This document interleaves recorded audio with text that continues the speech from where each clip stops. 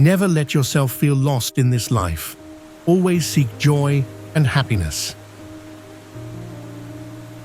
Life is always filled with fascinating things, from the grand works of remarkable individuals to the serene beauty of villages and unique architectural marvels crafted by human hands. In this video, I'll take you on a journey through some stunning locations, and if you ever get the chance, step away from the hustle of work to give yourself a break and savor the boundless beauty of this world.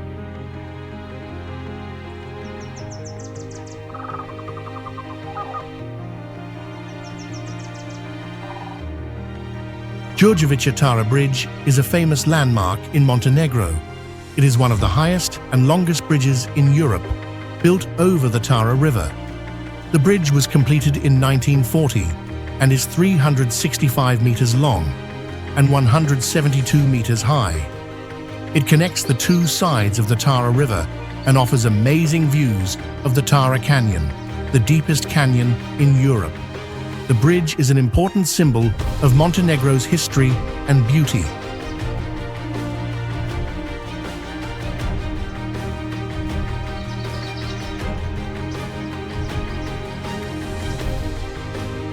One of the most interesting stories about the bridge happened during World War II. At that time, the bridge was partially destroyed to stop the advancing Nazi forces. The engineer who designed the bridge, Lazar Janković, helped the locals blow up one of the arches. Sadly, he was later captured and executed for his role. This act of heroism makes the story of the bridge even more touching and memorable. The Tara River, which flows under the bridge, is known as the Blue Jewel of Montenegro. The water is crystal clear and has a unique blue color. The river is one of the longest in Montenegro and runs through the Tara Canyon, which is famous for its natural beauty and depth. People come from all over the world to enjoy rafting on the river, making it a popular destination for adventure lovers.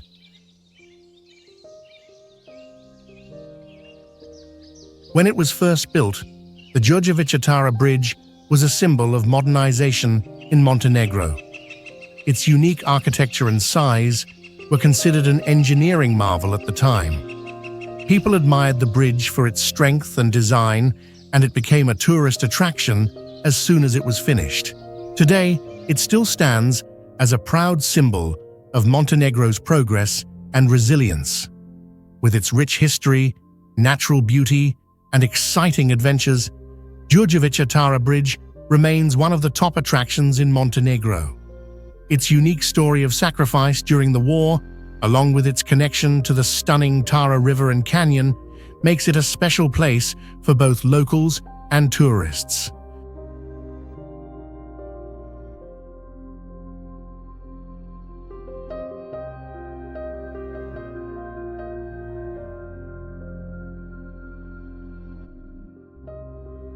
Popeye Village is a famous attraction located in Malta. It was built in 1979 as the film set for the movie Popeye, starring Robin Williams. The village is near Anchor Bay and features colorful wooden houses. Visitors can enjoy the beautiful scenery and learn about the film's history. The village was originally created for the movie, which had a budget of $20 million. This made it one of the most expensive films at that time. After the film was completed, the creators decided to keep the village. Today, it is a popular tourist destination, attracting thousands of visitors each year.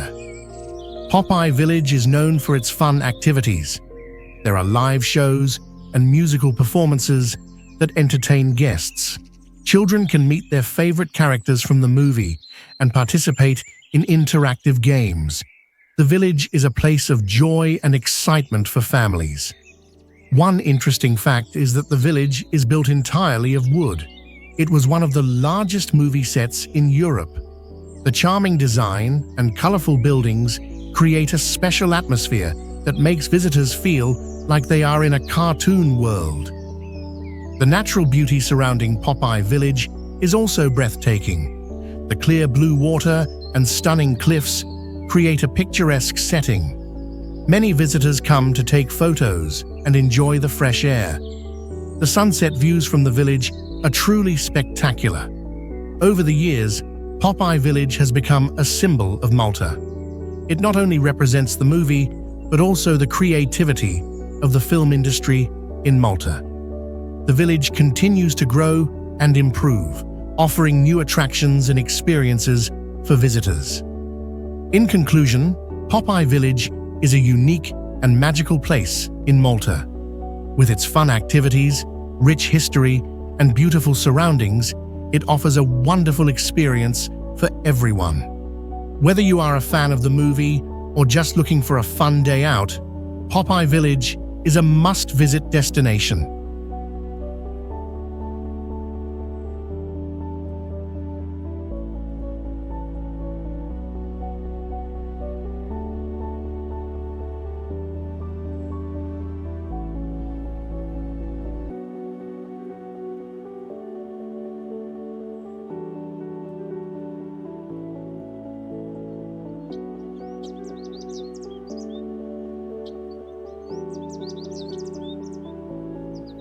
Burhi Gandak River is a river located in northern India, in the state of Bihar.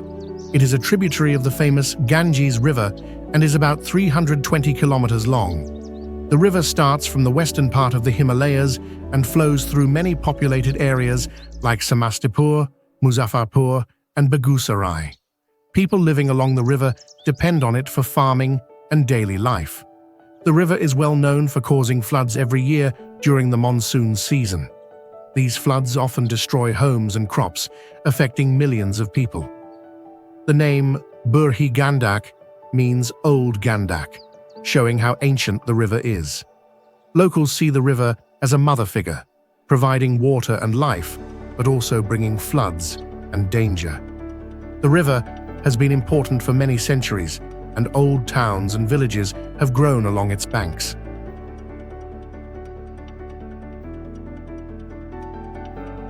Clairvaux is a charming town located in the north of Luxembourg.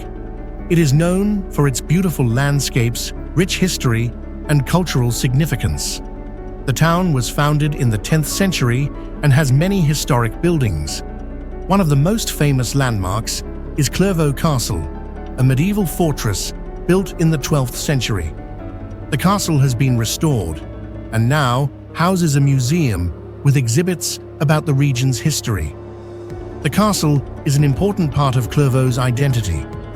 During World War II, it was damaged but later rebuilt. Visitors can explore the castle and learn about its fascinating past. The architecture is stunning, and the castle provides a great view of the surrounding area. This makes it a popular spot for tourists. Another significant site in Clairvaux is the Church of Saint Quirinus. This church is known for its beautiful architecture and serene atmosphere. It is a place where locals gather for worship and community events. The church adds to the town's charm and offers visitors a peaceful space to reflect.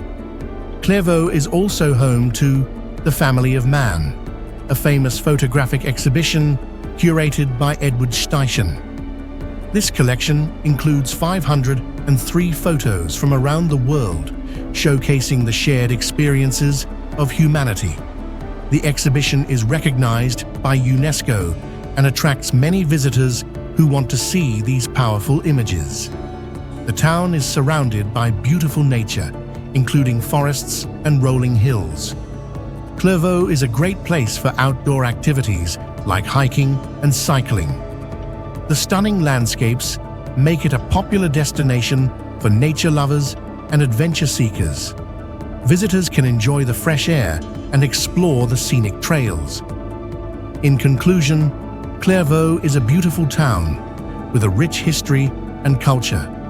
With its stunning castle, serene church, and famous exhibitions, it offers a unique experience for visitors. Exploring Clairvaux allows people to appreciate the beauty and heritage of Luxembourg.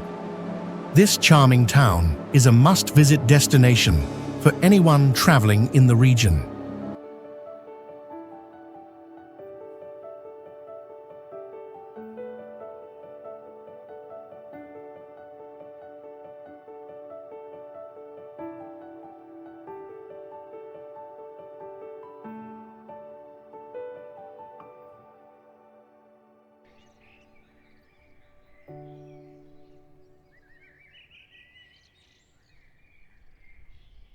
Antigua, Guatemala is a small, beautiful city in southern Guatemala.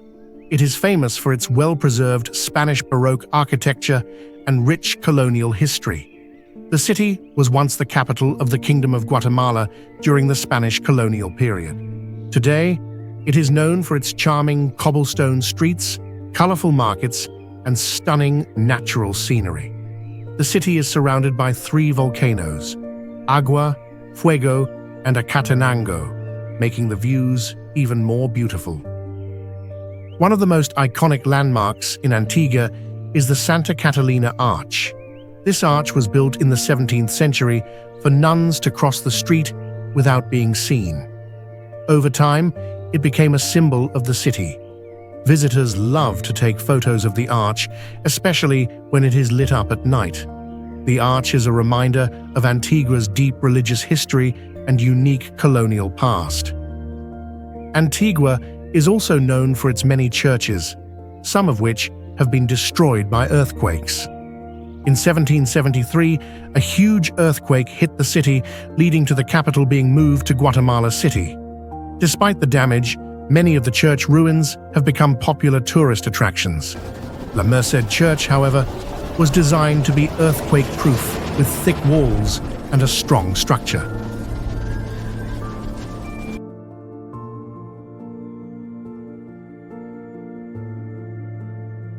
Cologne is a big city in Germany. It is very old and has many interesting things.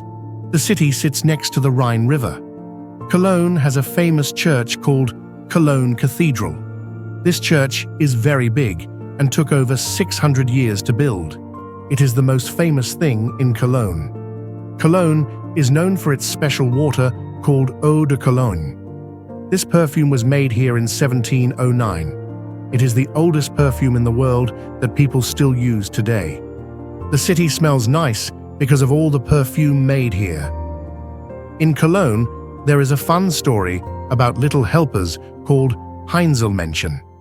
People say these small creatures worked at night to help the city. But one day, a woman wanted to see them.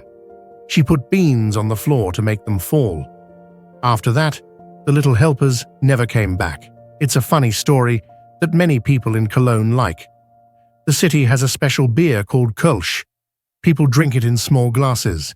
The waiter keeps bringing new glasses until you say, "Stop." This is a fun tradition in Cologne.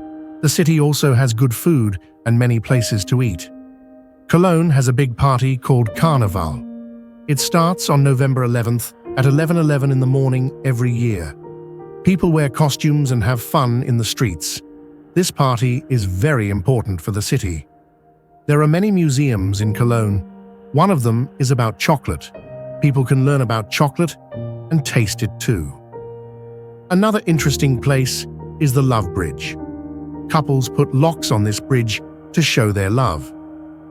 Cologne is a city with many secrets and fun facts. It has old stories, good food, and nice people. Visitors can see the big church, drink special beer, and enjoy the perfume smell in the air. There is always something new to learn about this old city.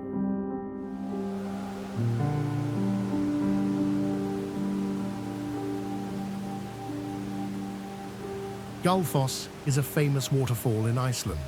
It is very big and beautiful. The name Gullfoss means Golden Falls in English. The waterfall is on the Fita River in southwest Iceland. It is part of a popular tourist route called the Golden Circle. Gullfoss has 2 big drops. The first drop is 11 meters and the second is 21 meters. Together, they make the waterfall 32 meters into a deep canyon. On sunny days, you can see rainbows in the mist from the falls.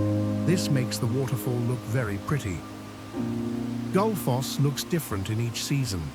In spring, there is a lot of water from melting snow. In summer, you can often see rainbows. In autumn, the trees around the waterfall have pretty colors. In winter, parts of the waterfall freeze and look like ice sculptures. Sometimes, the whole waterfall seems to disappear under the ice. Many animals live near Gullfoss. You can see birds like eagles hunting for food. The waterfall is also home to fish and small animals. Tourists come to see the animals and the beautiful nature around Gullfoss. There are some fun facts about Gullfoss. The water in the falls can be very strong. On a normal day, about 140 cubic meters of water falls every second. But in summer, when ice melts, it can be up to 2,000 cubic meters per second. That's a lot of water. People like to take photos of Gullfoss, but it can be hard. There is a lot of mist from the waterfall. Photographers have to use special tricks to get good pictures. Some people say they have seen a moonbow at night. A moonbow is like a rainbow, but it happens when the moon is bright. Gullfoss is very important to Iceland. It is on many postcards and stamps. Many movies and TV shows have been filmed at Gullfoss. The waterfall helps bring many tourists to Iceland. About 1.5 million people visit Gullfoss every year. Gullfoss is a special place in Iceland. It is beautiful to see and has many interesting stories. People from all over the world come to see this amazing waterfall. Gullfoss shows how important it is to protect nature.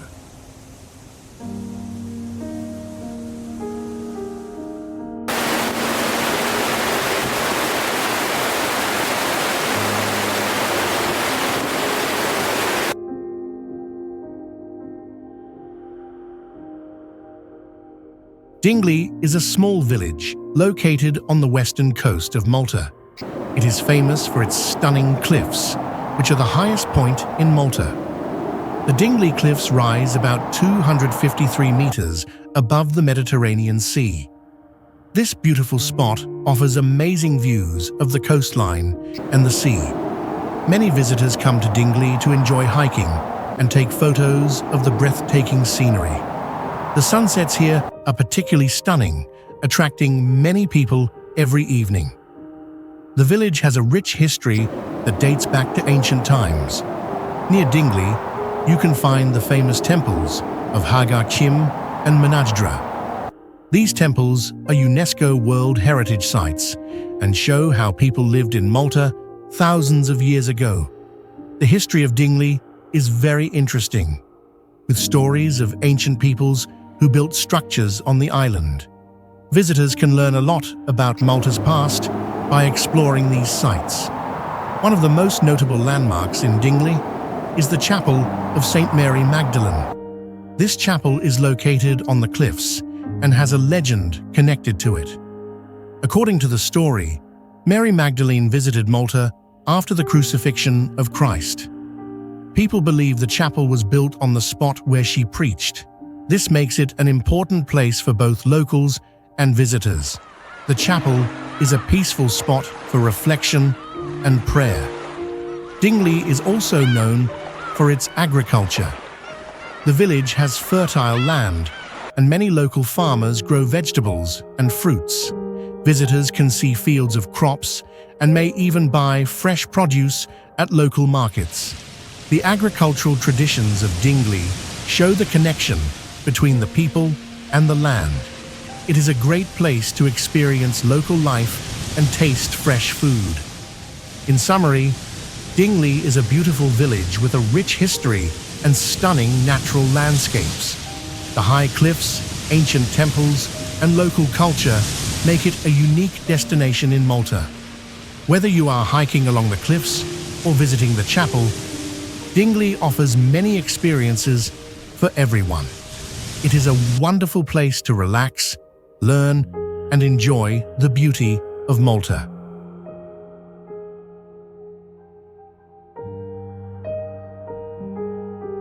The Galapagos Islands are a special place in Ecuador. They are in the Pacific Ocean, about 1,000 kilometers from Ecuador's coast. There are 13 big islands and many small ones.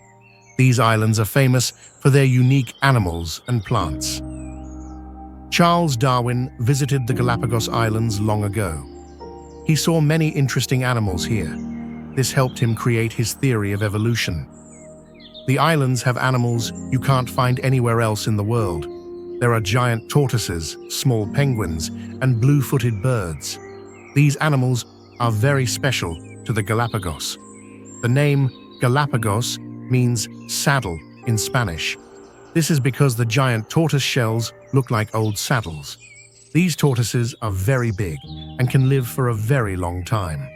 One famous tortoise was called Lonesome George. He was the last of his kind and lived to be about 100 years old. The Galapagos Islands have some strange and interesting things. There is a special mailbox on one island.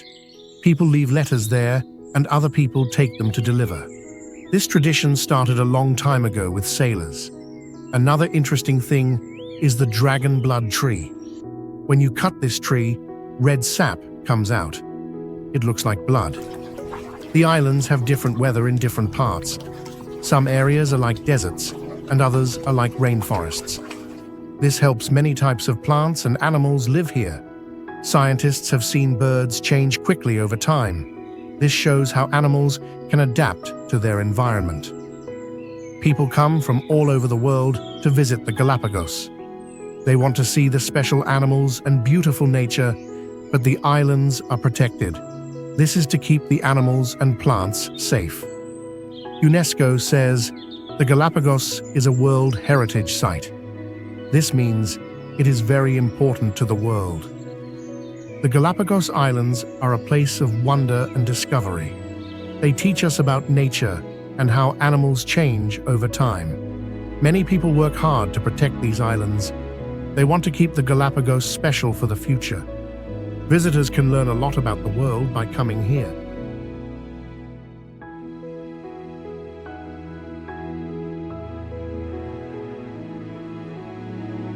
Kuala Lumpur City Centre Park, also known as KLCC Park, is a beautiful green space in the heart of Kuala Lumpur, Malaysia.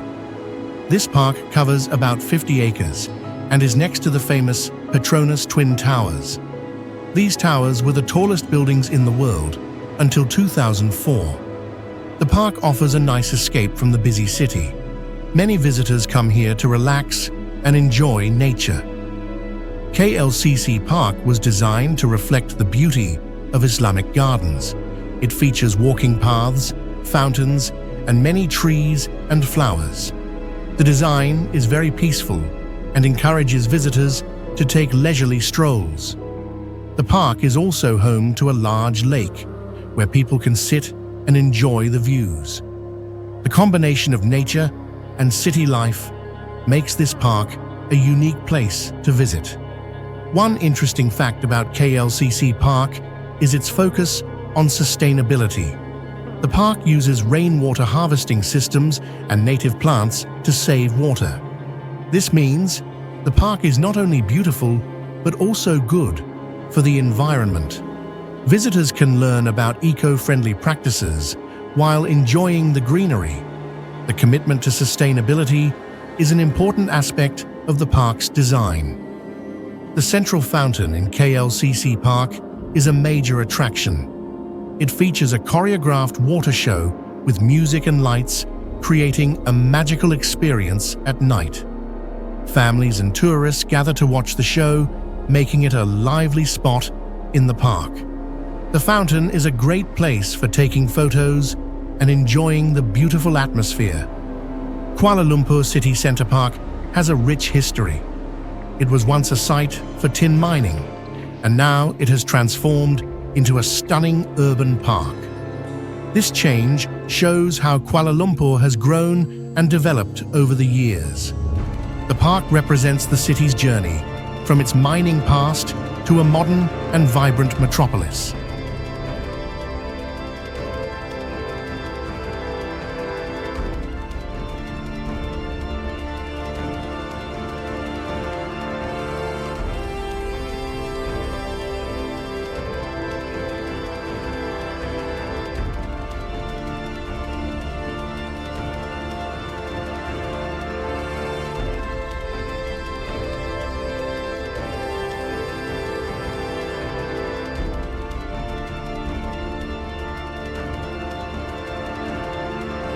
Saloma Link is a special bridge in Kuala Lumpur, Malaysia. It is a new and beautiful place for people to walk.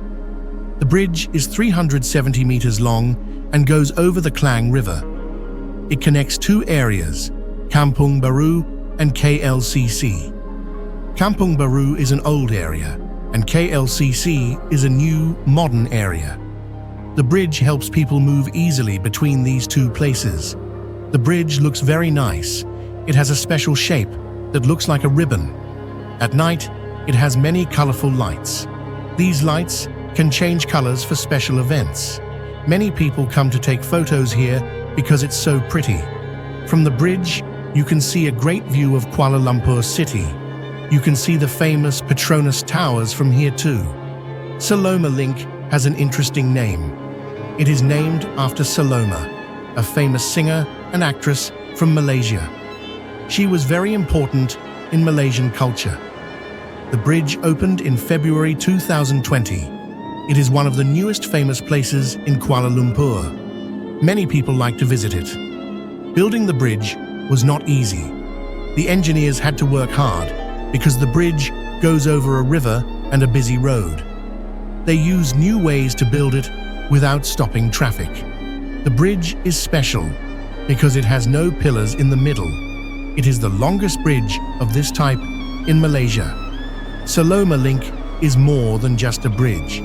It helps the city in many ways. It makes it easier for people to walk in the city. It also helps businesses near the bridge. More shops and restaurants opened after the bridge was built. But some people worry that the new bridge might change the old area of Kampung Baru too much.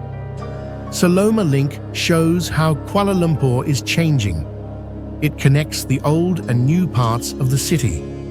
The bridge is a symbol of how Malaysia is growing and changing. It's a new place that people are proud of. If you visit Kuala Lumpur, Saloma Link is a good place to see. You can enjoy the views, take nice photos, and learn about Malaysia's culture.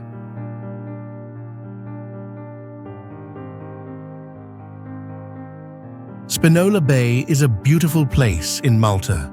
It is in a town called St. Julian's. Many people like to visit this bay. It has pretty views and many fun things to do. The bay has many colorful fishing boats. These boats are called luzu. They make the water look very nice. People love to take photos of these boats. The boats have a special eye painted on them. This eye is called the Eye of Osiris. People think it keeps the fishermen safe at sea. Around the bay, there are many good restaurants. You can eat tasty seafood here. There are also many bars where people go to have fun. At night, the bay is very lively. Many people come to eat, drink, and enjoy the view. Spinola Bay has an interesting history. It is named after a man called Giovanni Spinola. He built a tower here a long time ago. This tower is still here today. Now, it is a restaurant. You can eat food in this old tower. It's very special. There are some fun stories about Spinola Bay. Some people say there used to be seahorses living in the water. Not many people see them now, but sometimes people say they do. There is also a story about a mermaid in the bay. People throw coins in the water for good luck because of this story. Every year, there is a big party at Spinola Bay. It is called the Feast of St. Julian. This party happens at the end of August. There are parades and fireworks. The party lasts for a whole week.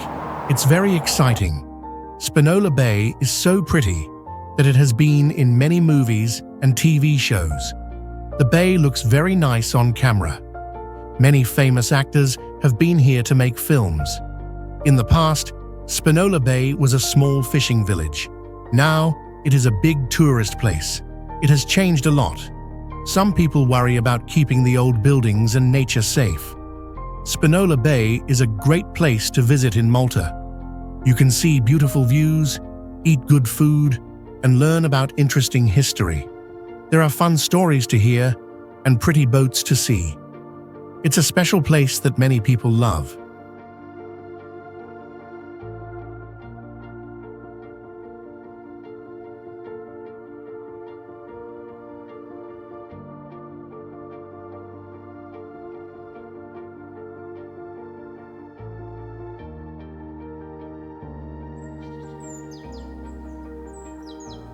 Mtskheta is an old city in Georgia. It is near Tbilisi, the capital. Mtskheta was the capital of ancient Iberia long ago. This city is very important for Georgia's history and religion. People call it the Second Jerusalem because it is so holy. Mtskheta has many old buildings. The most famous is Svetitskhovli Cathedral. This church is from the 11th century. It is one of the oldest and most sacred Orthodox churches in Georgia. The name Svetitskhovli means living pillar in English. There is a story about this name. When they were building the church, one pillar would not stand up. Then a holy woman touched it, and it stood up by itself. This is why they call it the living pillar.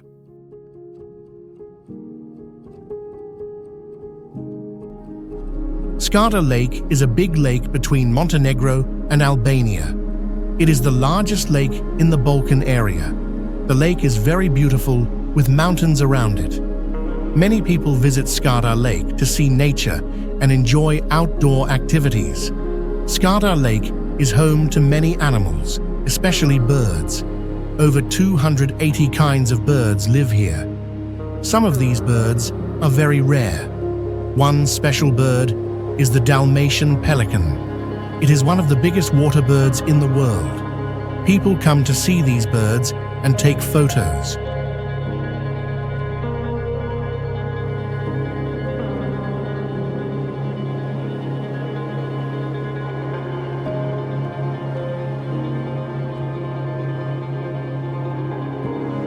The lake has a long history. There is a story about how it got its name. The story says 3 brothers were building a fortress. They couldn't finish it because it kept falling down at night. In the end, they had to put the youngest brother's wife in the wall to finish the building. This sad story is famous in the area. There are many interesting things about Skadar Lake.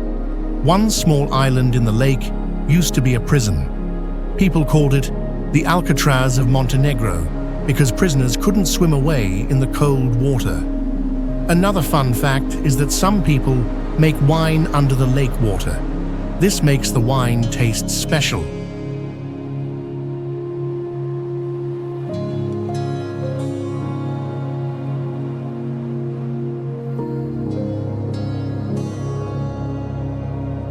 Skadar Lake has some mysteries too.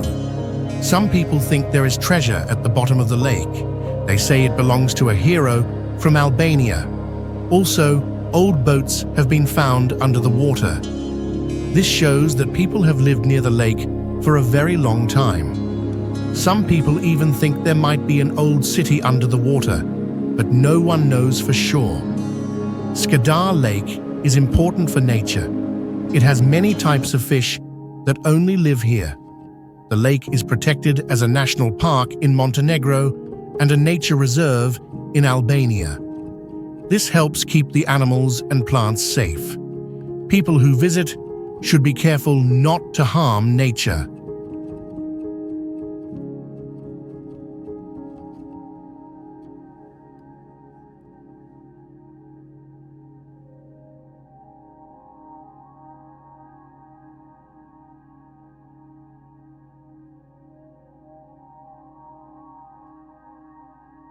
Vilcabamba is a small town in Ecuador.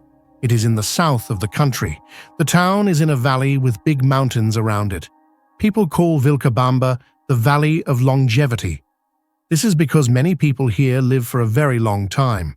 Some say they live to be over 100 years old. The weather in Vilcabamba is very nice. It is not too hot and not too cold. The air is clean and fresh. Many people come here to enjoy nature. They like to walk in the mountains and see the beautiful rivers. The town is quiet and peaceful. It is a good place to relax and feel healthy. Vilcabamba has some interesting stories. One story is about the water. People say the water here is special. They call it agua de vida, or water of life. They think it helps people live longer. Another story is about a hidden treasure. Some people believe there is Inca gold in the mountains near Vilcabamba. The food in Vilcabamba is very healthy. People eat lots of fruits and vegetables. They don't eat much meat. This healthy food may help people live longer. There is also very good coffee in Vilcabamba. Many visitors like to try the local food and drinks. There is a big tree in the center of Vilcabamba. People call it the Gringo tree. Many visitors and people from other countries meet here. It is a good place to make new friends. Near the town, there are old Inca ruins. This shows that Vilcabamba has a long history. Scientists have come to Vilcabamba to study the people. They want to know why people live so long here.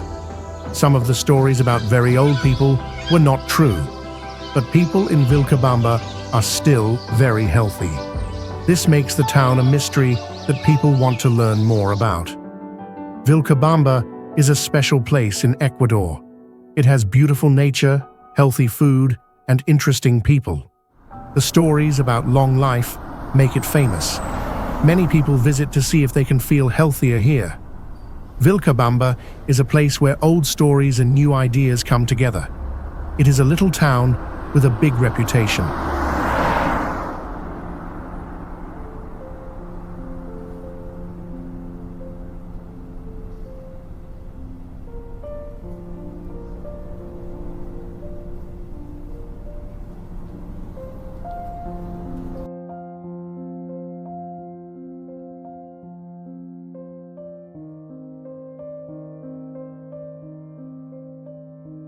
Luxor is a famous city in Egypt.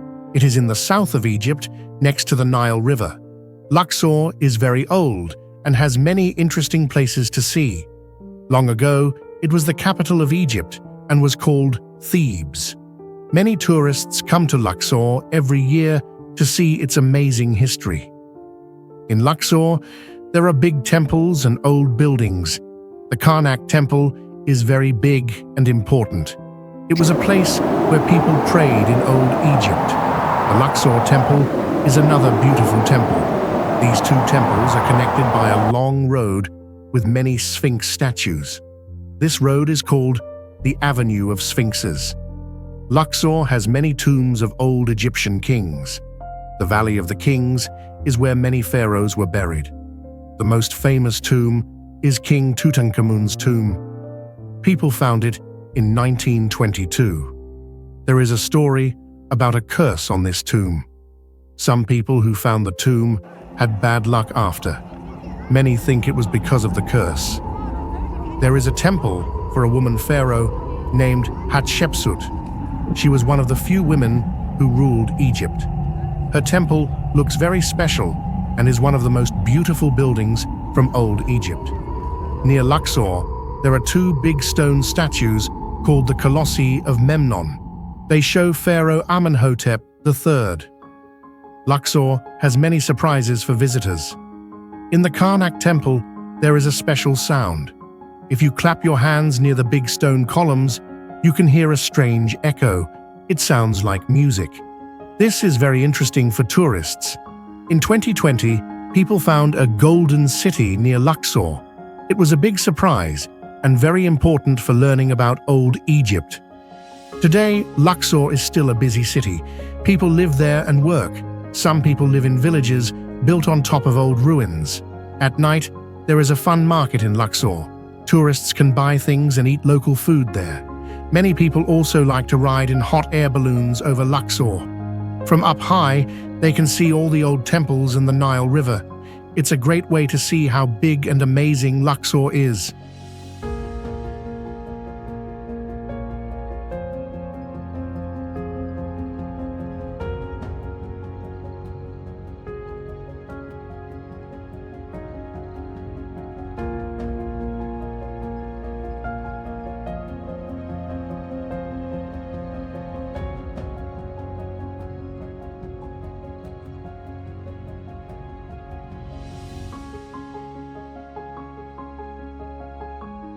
Perast is a small town in Montenegro.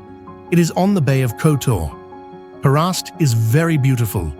It has old buildings and nice views. People like to visit Perast. Perast has two famous islands nearby.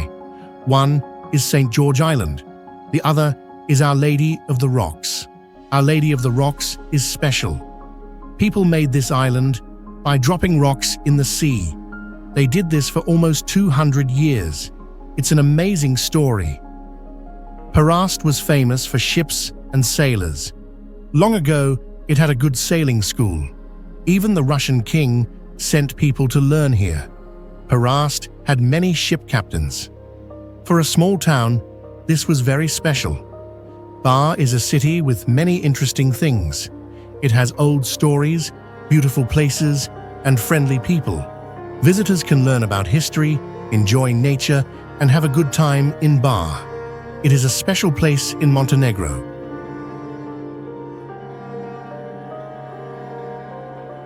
The town has many old buildings. There are 16 churches and 17 palaces in Perast. This shows it was rich in the past. The buildings are very pretty. They are in a style called Baroque. Perast looks like it did 300 years ago. It's like a living museum. Every year, Perast has a special party. It's called Fascinada. On July 22nd, people go in boats to Our Lady of the Rocks Island. They drop rocks around the island. This helps keep the island strong. It's a fun tradition.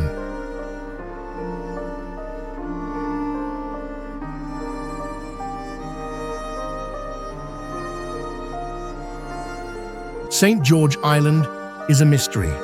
It has an old church and a secret graveyard. People can't visit this island. This makes it very interesting. People like to look at it from far away. Perast is so pretty that movies are made here. Part of a James Bond movie was filmed in Perast.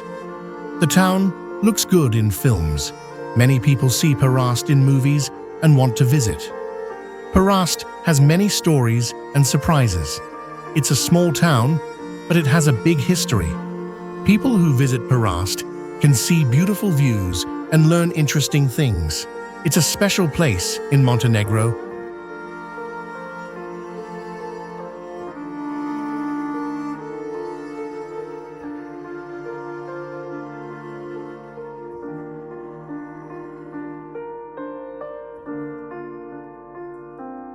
Potosi Department is a special place in Bolivia. It is in the Andes Mountains, very high up. The main city is also called Potosi. This place is famous for its silver mines. Long ago, it was one of the richest places in the world. The most famous mountain here is Cerro Rico. People found a lot of silver in this mountain. In the past, workers took out so much silver from Cerro Rico. They say you could build a silver bridge from Potosi to Spain with all that silver. This made Spain very rich. Potosi has many interesting stories. The name Potosi comes from a word that means explosion. People say when the Spanish came, they heard a big boom from the mountain. A voice told them the treasure was for others. This is a fun story about how Potosi got its name. In the old days, Potosi was very rich. It was bigger than London or Paris. The city made most of the world's silver. People used Potosi's silver all over the world.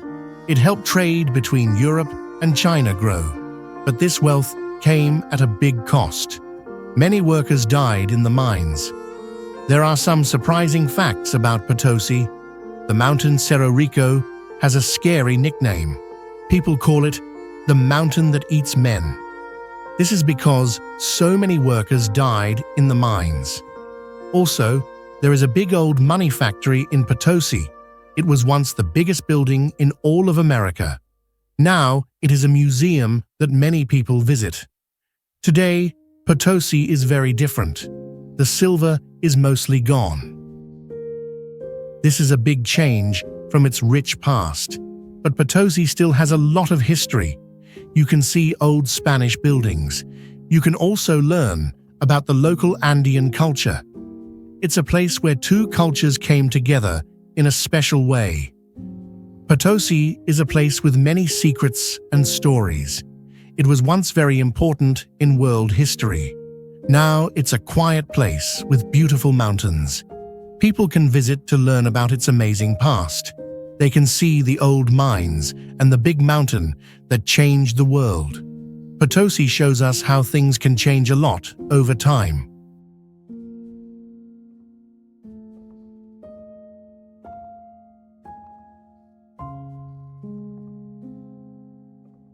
Carrabba Bay is a small bay in Malta.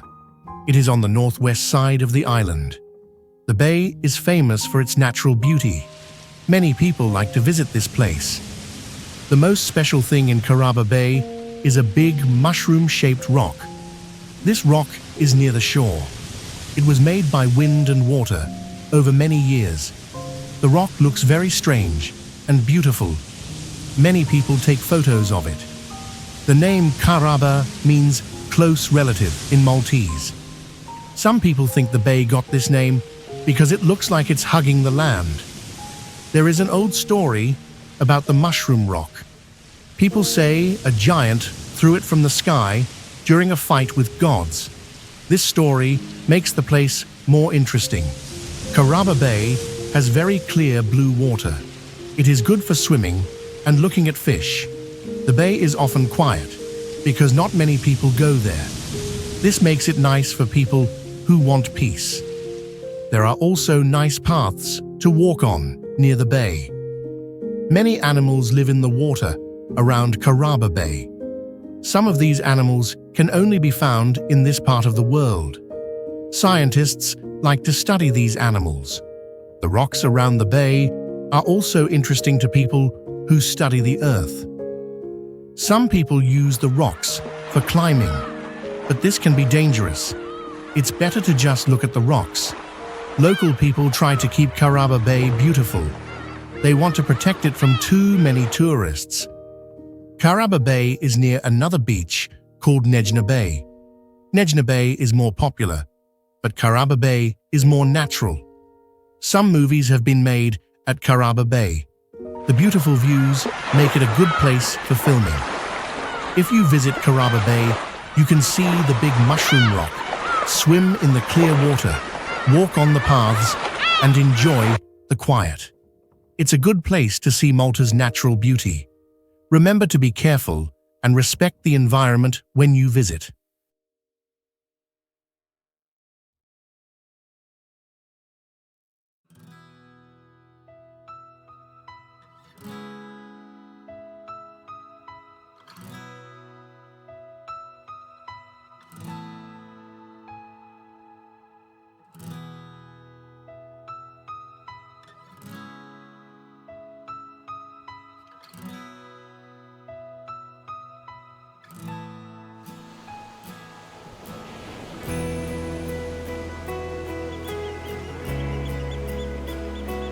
The San Blas Islands are a beautiful group of islands in Panama.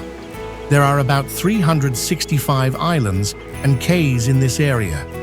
The islands are famous for their white sandy beaches and clear blue waters. People come here to relax and enjoy nature. The islands are also home to the Guna indigenous people. They have a rich culture and history. The Guna people are known for their colorful clothing and traditional crafts. One interesting story from San Blas is about the sea goddess. The Guna believe that this goddess protects fishermen and brings them good luck. Each year, they hold special ceremonies to honor her. This shows how important nature and spirituality are to the Guna culture. Visitors can see these ceremonies and learn about their traditions. Mola is a famous art form made by the Guna people.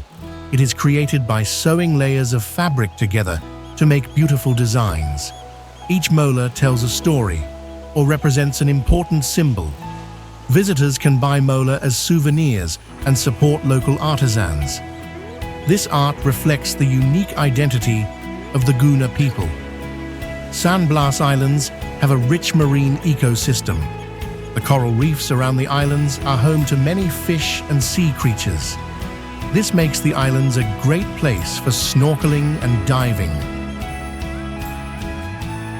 Blue Eye is a famous place in Albania. It is a spring with very blue water. The water looks like a big blue eye, so people call it Blue Eye. It is near a town called Musina in the south of Albania. The water in Blue Eye is very special. It is very clear and very blue. No one knows how deep the water is. Divers have gone down 50 meters, but they still can't find the bottom. The water is always cold, about 10 degrees Celsius all year. This makes Blue Eye very unique. Around Blue Eye, there is a beautiful national park. There are many green trees and nice views. People like to visit Blue Eye. They can walk in the forest, look at the blue water, and eat local food. There are many interesting stories about Blue Eye. Some people think a dragon lives in the water. They say if you throw a stone in the water, the dragon will get angry and make bad weather. Another fun thing is that if you throw something in the middle of Blue Eye, the water is so strong it pushes it back up. This looks very strange and cool. Blue Eye has some secrets too. No one knows where the water comes from. This makes Blue Eye more mysterious. In the past, only important government people could visit Blue Eye. Now, everyone can go there.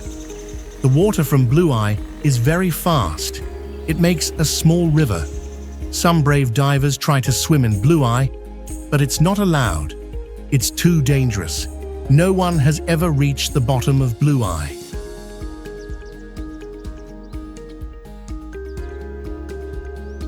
Jama Masjid is a famous place in India. It is a big mosque in Old Delhi. The mosque is very old and beautiful. It was built a long time ago, from 1644 to 1656. The person who built it was Emperor Shah Jahan. He also built the Taj Mahal. The mosque is very big. It can hold 25,000 people praying at the same time. This is a lot of people. The building is made of red sandstone and white marble. It has big domes and tall towers. These make it look very special. Jama Masjid has many interesting stories. People say it took 5,000 workers 6 years to build it.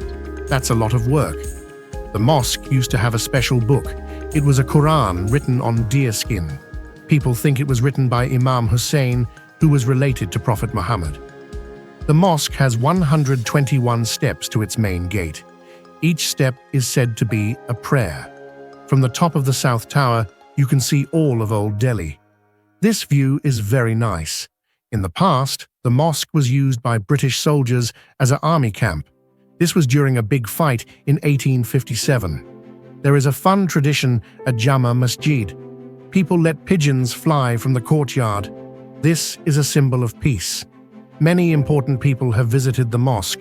These include leaders from all over the world. Jama Masjid has some surprises too. Even though it's a Muslim building, it has some Hindu designs. This shows how Indian culture mixes different ideas. The mosque's full name means the mosque that reflects the world. This name tells us it's a very special place. Today, Jama Masjid is still very important. Many people visit it every day. Some come to pray, and others come to see its beauty. It's one of the most famous buildings in Delhi. People from all over the world come to see it. The mosque shows us India's history and culture.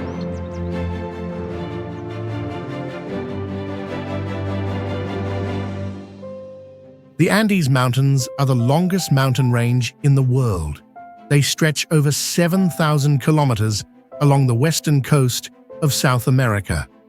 The Andes pass through 7 countries: Venezuela, Colombia, Ecuador, Peru, Bolivia, Chile, and Argentina. The mountains are famous for their height, with many peaks over 6,000 meters. The highest peak, Aconcagua, is 6,959 meters tall. This makes it the highest mountain in both the southern and western hemispheres. The Andes are an important part of South American culture and history. One of the most interesting stories from the Andes is about the Inca Trail. This ancient path was used by the Inca Empire to connect their cities. The trail leads to Machu Picchu, the famous lost city of the Incas. Hikers still walk this trail today, following in the footsteps of the Incas. The trail passes through mountains, forests, and ancient ruins. It is both a challenging and spiritual journey for many people. Aconcagua, the highest peak, has its own special story. Some local people call it the Stone Sentinel. They believe it has spiritual powers. Many climbers try to reach the top, but the extreme weather makes it very difficult. Only the strongest and most prepared climbers can make it. This mountain is a symbol of adventure and challenge.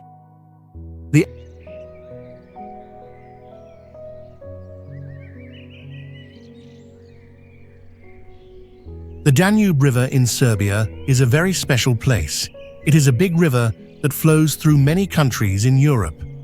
In Serbia, the Danube is about 588 kilometers long. This river is important for Serbia's history, nature, and people's lives. Belgrade, the capital of Serbia, sits where the Danube meets another river called Sava. This makes Belgrade a beautiful city to visit. Many tourists come here to see the rivers and enjoy the city. The Danube helps make Belgrade a fun place for people from all over the world. Along the Danube, there are many interesting things to see. One of them is Golubac Fortress. This old castle was built 700 years ago. It stands on a cliff by the river and looks very strong. People like to take pictures of this fortress because it's so beautiful.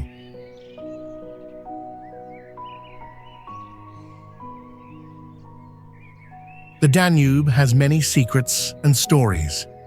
Long ago, there was a big bridge built by a Roman emperor named Trajan.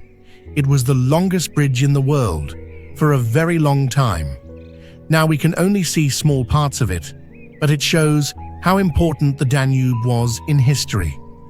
Near the river, people found very old things from 7,000 years ago. This place is called Lepenski Vir. They found strange stone faces and old houses.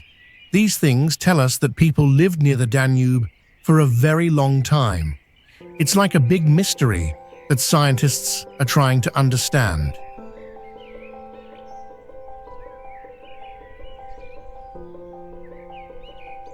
There's a big rock in the river called Babakaj.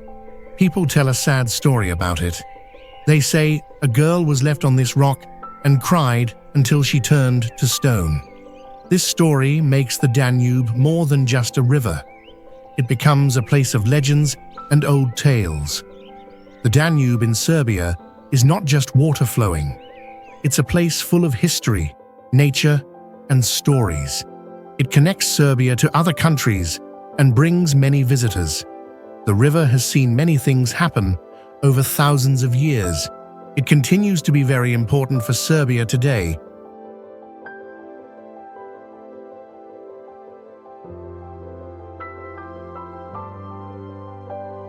Menjangan Island is a small and quiet island in Indonesia, located near Bali. It is part of Bali Barat National Park. The name Menjangan means deer in Indonesian because the island is home to wild deer that swim from Bali. These deer make the island special and attract many visitors. The island is famous for its clear waters, coral reefs, and beautiful sea life. Many people go there to dive and snorkel because the underwater world is full of colorful fish and sea turtles. The peace and quiet of the island make it a great place for those looking for calm.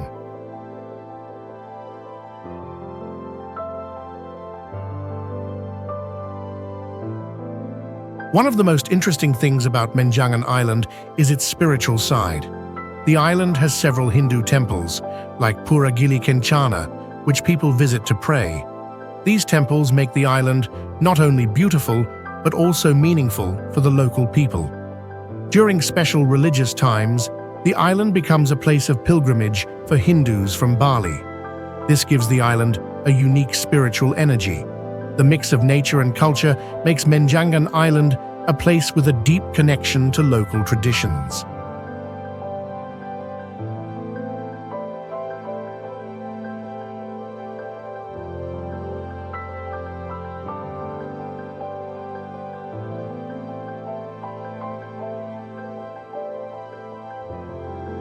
Tübingen is a beautiful town in southwestern Germany.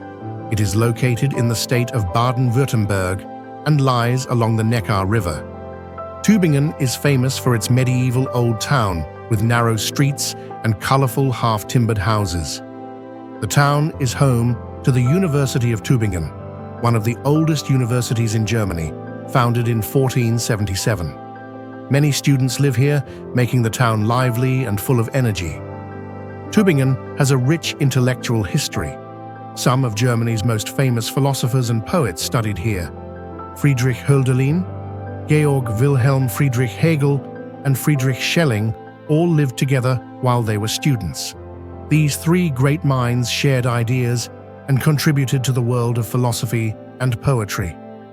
Hölderlin's life is especially connected to Tübingen, as he spent the last years of his life in a tower by the river, which is now a museum called the Hölderlin Tower. The Neckar River plays a big role in the town's culture.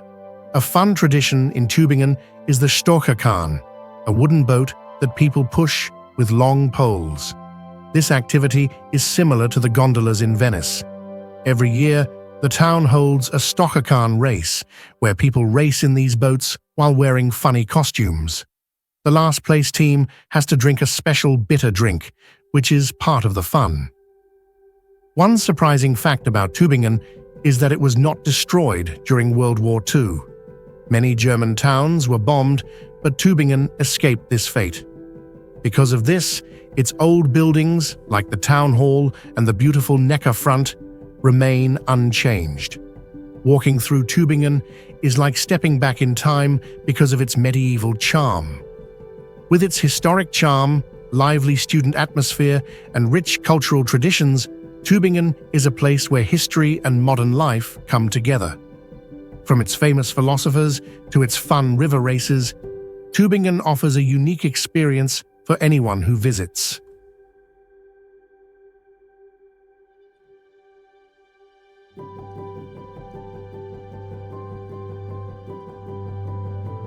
The Alzette River is a beautiful and important river in Luxembourg. It starts in the Ardennes region and flows for about 70 kilometers.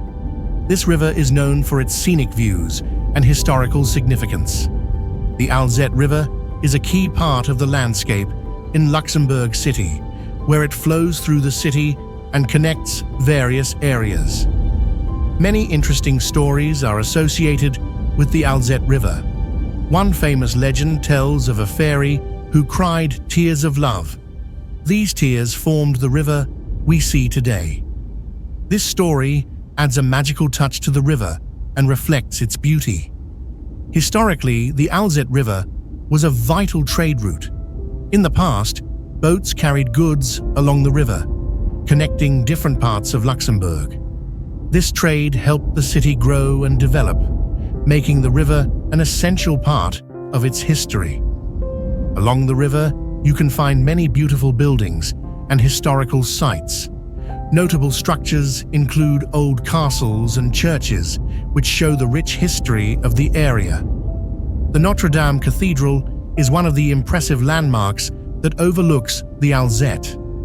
The Alzette River is also a popular place for recreation. People enjoy walking, cycling, and fishing along its banks.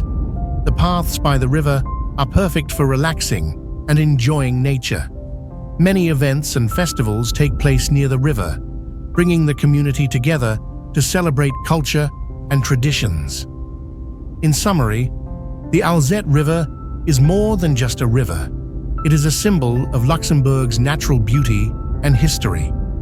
With its legends, historical significance, and recreational opportunities, the Alzette River is a must-see destination for anyone visiting Luxembourg.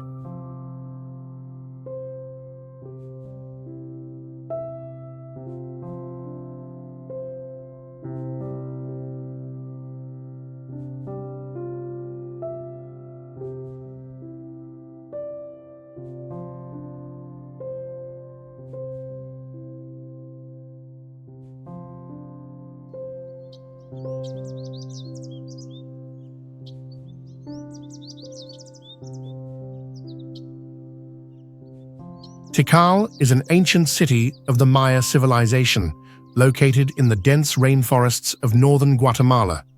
It was one of the largest and most powerful cities during the Maya Classic period from around 200 to 900 AD. Today, Tikal is a UNESCO World Heritage Site and a famous tourist destination. Visitors come to see its impressive pyramids and learn about its rich history. One of the most famous structures in Tikal is Temple 1, also known as the Temple of the Great Jaguar. It was used for religious ceremonies.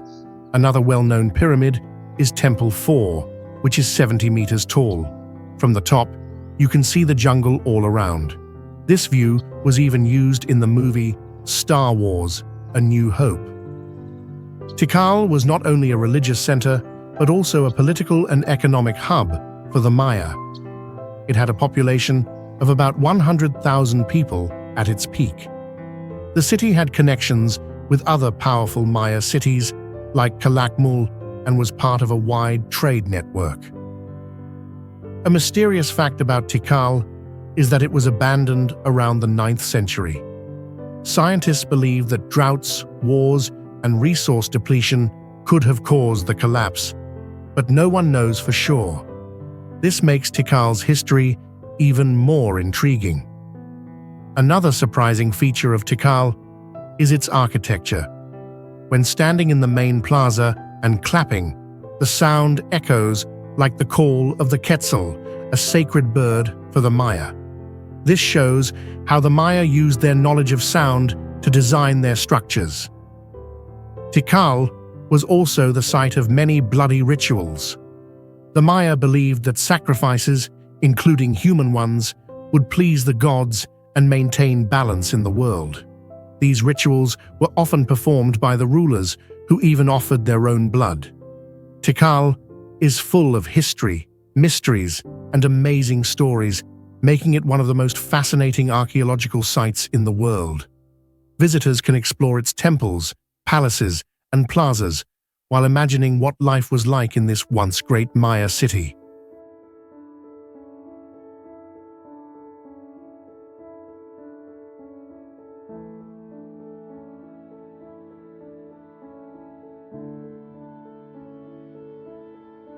Santo Domingo is the capital of the Dominican Republic and the oldest city in the Americas.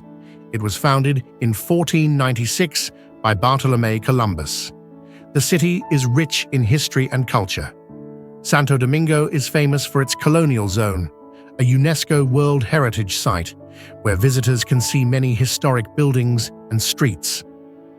One of the most important sites in Santo Domingo is the Catedral Primada de America.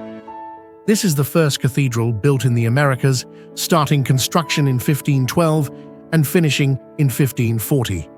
The cathedral has a beautiful mix of Gothic and Baroque styles, making it a stunning landmark in the city. Santo Domingo is also known for being the starting point of Christopher Columbus's journey in the Caribbean. The city served as a base for Spanish explorations and colonization. In fact, it is home to the first Spanish settlement in the New World. Another interesting fact is that Santo Domingo has the tomb of Christopher Columbus. His remains were moved several times, but some of them are still believed to be in the city. This adds to the city's historical significance and draws many visitors each year. The Zona Colonial is filled with colorful buildings and lively squares. Visitors can explore places like Plaza de España and Plaza de la Cultura. These areas often have music and events, creating a vibrant atmosphere for everyone to enjoy. Santo Domingo is also famous for its music and dance. The city is the birthplace of merengue and bachata, popular music styles in the Dominican Republic. Many festivals celebrate these musical traditions, bringing people together to dance and have fun. In conclusion, Santo Domingo is a city full of history, culture, and music. With its beautiful architecture and rich heritage, it offers a unique experience for travelers. Exploring Santo Domingo is a wonderful way to discover the heart of the Dominican Republic.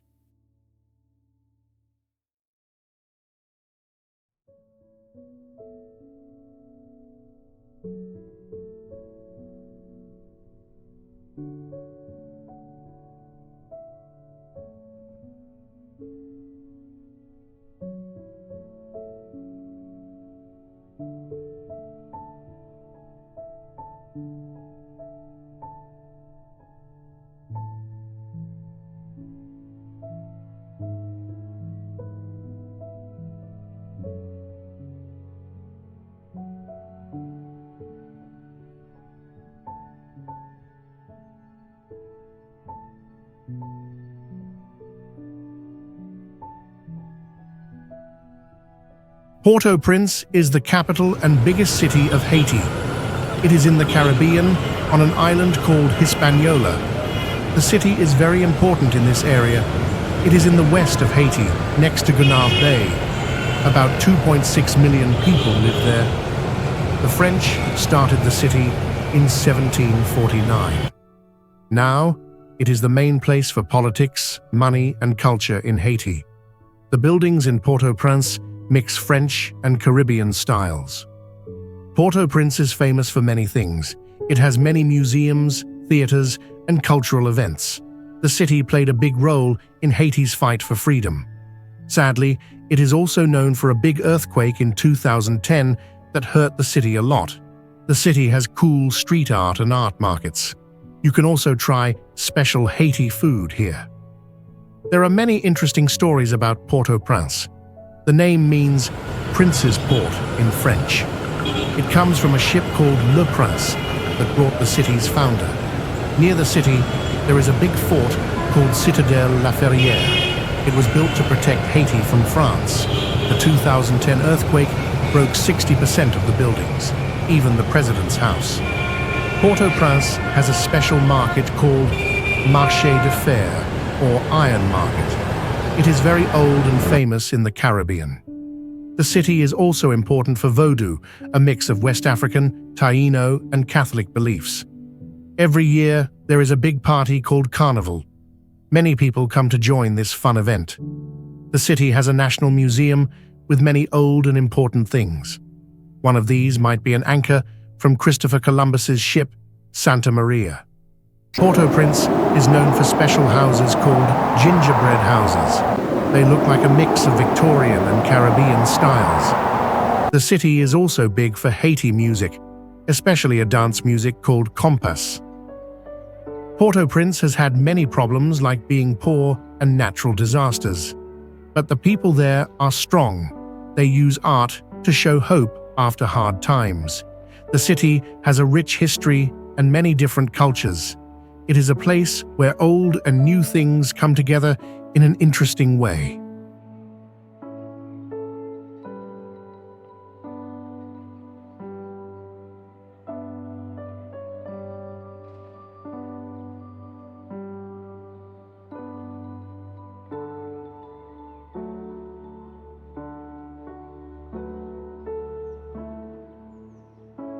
Punta Cana is a beautiful tourist destination in the Dominican Republic.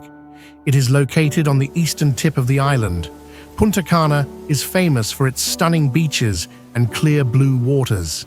Millions of visitors come here every year to relax and enjoy the sun. The region has many luxurious, all-inclusive resorts that offer comfort and fun for guests. One of the most popular beaches in Punta Cana is Bavaro Beach. This beach is known for its soft white sand and palm trees. Many people come here to swim, sunbathe, and participate in water sports. Activities like snorkeling, scuba diving, and windsurfing are available for those who love adventure. The warm climate makes it a perfect place for outdoor activities. Punta Cana is also known for its world-class golf courses. Many golf enthusiasts come to play on beautiful courses designed by famous golfers. These courses offer stunning views of the ocean and the surrounding landscape. Golf in Punta Cana is a special experience for anyone who enjoys the sport. In the evenings, Punta Cana comes alive with vibrant nightlife. Many resorts have bars and clubs where visitors can enjoy live music and dance. The local culture is rich with traditional Dominican music like merengue and bachata. Tourists can join dance lessons or watch performances to experience the lively atmosphere. Natural attractions near Punta Cana are also worth exploring. The Indigenous Eyes Ecological Park is a beautiful place with freshwater lagoons and nature trails. Visitors can walk through the park, enjoy the scenery, and see local wildlife. This park offers a peaceful escape from the busy tourist areas. In summary, Punta Cana is famous for its stunning beaches, luxurious resorts, and vibrant culture. It is a top destination for travelers seeking relaxation and adventure. With beautiful views, exciting activities, and rich traditions, Punta Cana is a wonderful place to visit in the Caribbean.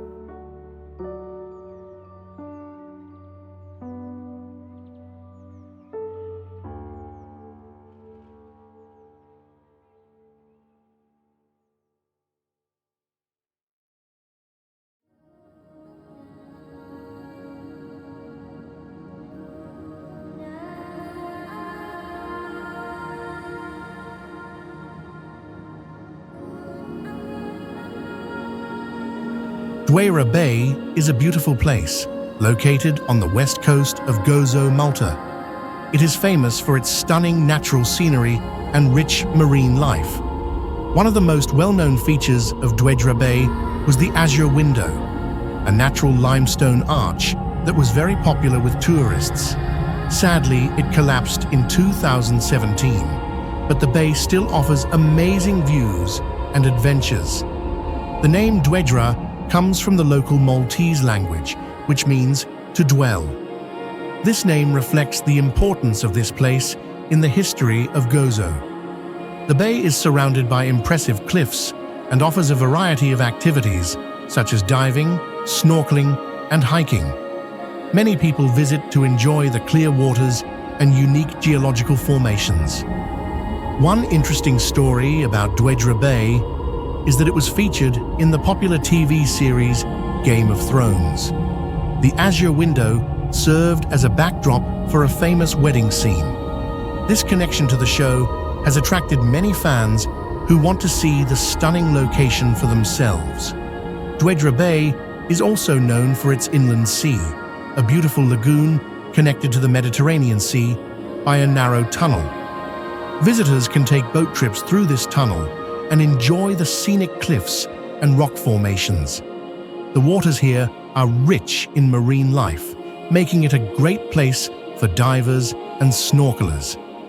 The area is home to various species of fish and underwater creatures. Divers can encounter colorful fish, octopuses, and even stingrays. This biodiversity makes Duera Bay a popular spot for marine research and exploration. The Duera Tower, built in 1650, is another important feature of the bay. It was used as a lookout point by the Knights of St. John to protect against pirates. The tower offers stunning views of the bay and is a great place for photography. Overall, Duera Bay is a fascinating destination filled with history, natural beauty, and exciting activities. Whether you are interested in diving, hiking, or simply enjoying the view,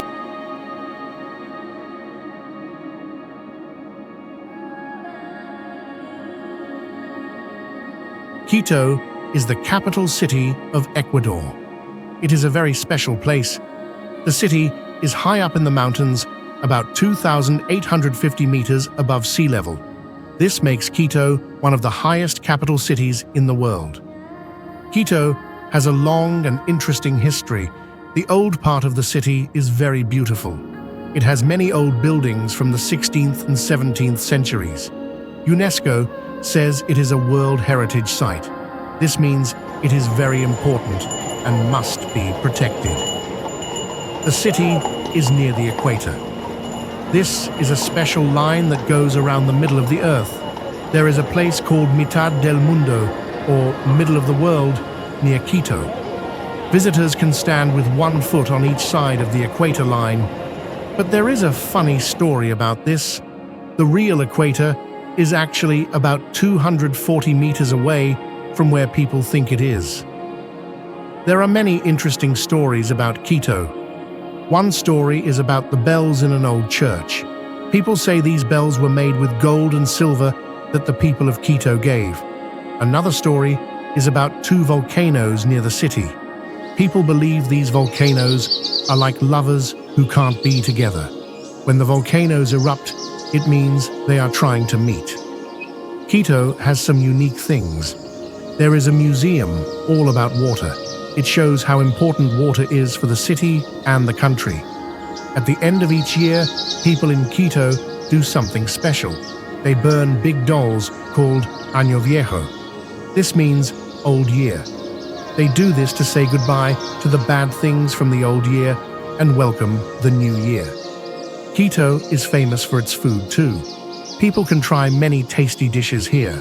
Some popular foods are locro de papa, which is a potato soup, and empanadas, which are like small pies filled with meat or cheese.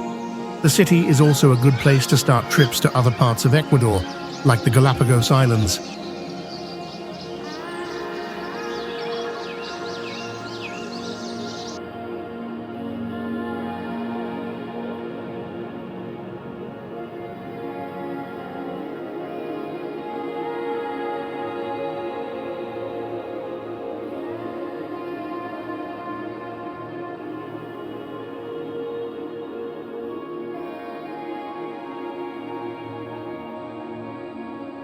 Signagi is a small town in Georgia, located in the Caquetá region.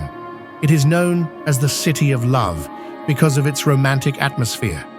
The town is located on a hilltop, giving visitors beautiful views of the Alazani Valley and the Caucasus Mountains. The streets of Signagi are made of cobblestone, and the houses are painted in soft colors.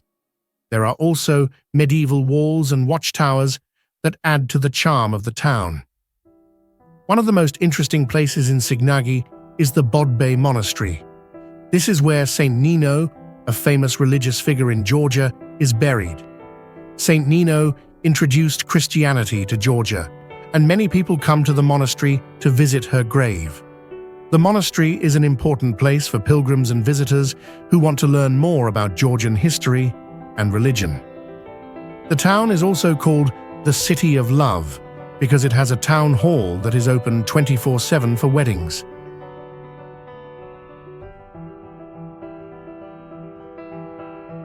Essaouira is a beautiful coastal city in Morocco. It is known for its rich history and stunning architecture. Founded in the 18th century, Essaouira served as an important trading port. The old town, called the Medina, is a UNESCO World Heritage Site. The city's ramparts are famous for their strong walls that protect it from the sea. Essaouira is also a cultural hub. Many famous artists and writers have lived here, finding inspiration in its beautiful scenery. The city is home to the Nawa World Music Festival, which celebrates the unique music and culture of the Nawa people. This festival attracts many visitors each year. The strong winds make Essaouira a popular place for water sports like windsurfing and kitesurfing. The beach is perfect for relaxing or enjoying the ocean. People come from all over the world to experience the thrill of these sports. One interesting fact about Essaouira is its fish market. Visitors can buy fresh fish and have it cooked at nearby restaurants. This unique dining experience allows you to taste delicious seafood right by the ocean. The city is also famous for argan oil. The region around Essaouira is home to argan trees. Local women produce this oil, which is known for its health benefits. Visitors can learn about the oil's production process and its many uses.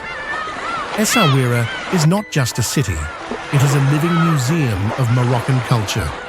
With its rich history, beautiful beaches, and vibrant art scene, Essaouira is a must-visit destination. Exploring its streets and soaking in the local culture is a wonderful experience.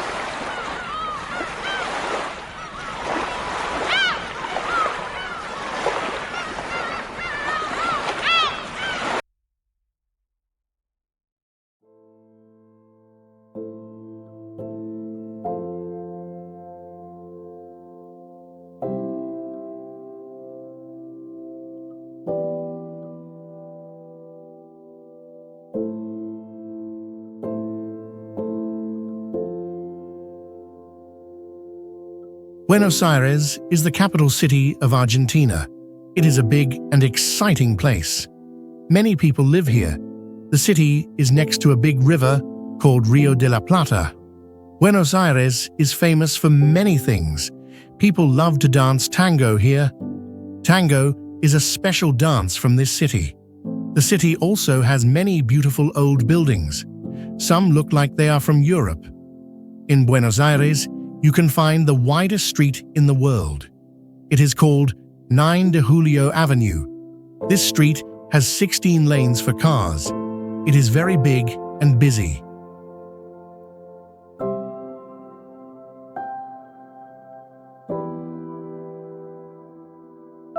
The city loves books. Buenos Aires has more bookstores for each person than any other city in the world. There is a very special bookstore in an old theater. It is called El Ateneo Gran Splendid. It is very beautiful inside. Buenos Aires has a famous cemetery called Recoleta. Many important people from Argentina's history are buried here. One of them is Eva Perón. She was a very famous woman in Argentina. The city has many interesting places to visit. There is a big market called San Telmo. People sell old things here every week. It is one of the biggest markets like this in the world.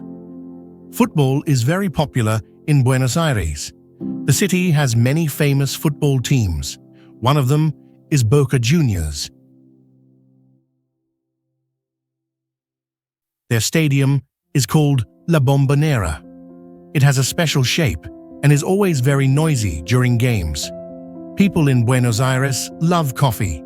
The city has one of the oldest coffee shops in South America. It is called Café Tortoni. It opened in 1858 and is still open today. The name Buenos Aires means good air in Spanish. People say the city got this name because the air was fresh when the first people came here. Now, it is a big city with many people and cars. Buenos Aires is also famous for its food. People here love to eat beef. The beef from Argentina is known to be very good. They also make very good wine. Many people come to Buenos Aires to try the food and drink.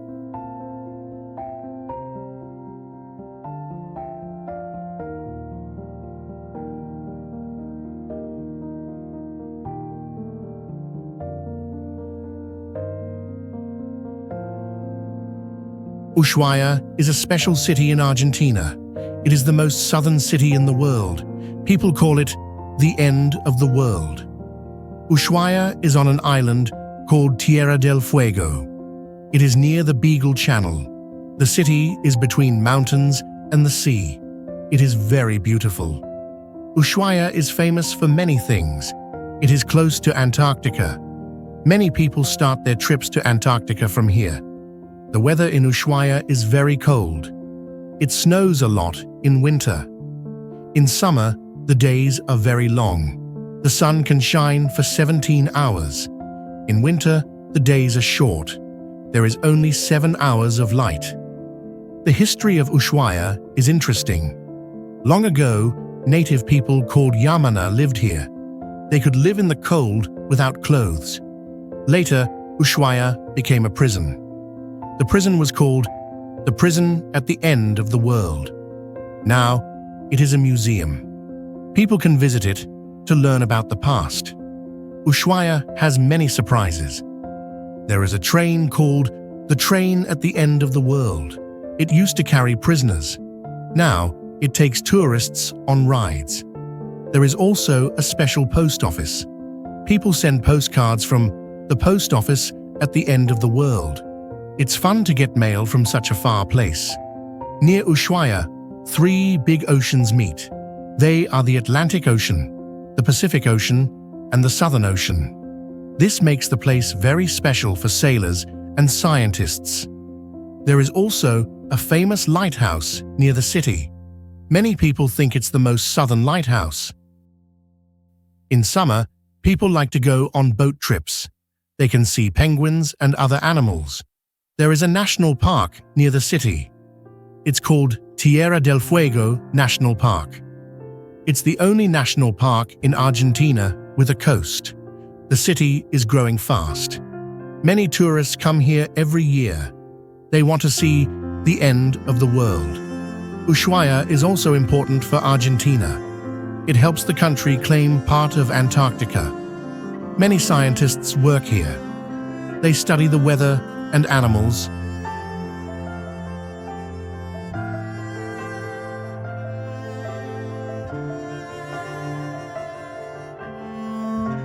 Patagonia is a large region in South America. It is located in both Argentina and Chile. Patagonia is famous for its beautiful landscapes. It has mountains, glaciers, rivers, and lakes.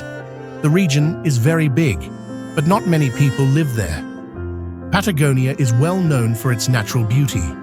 Los Glaciares National Park in Argentina is home to the Perito Moreno Glacier.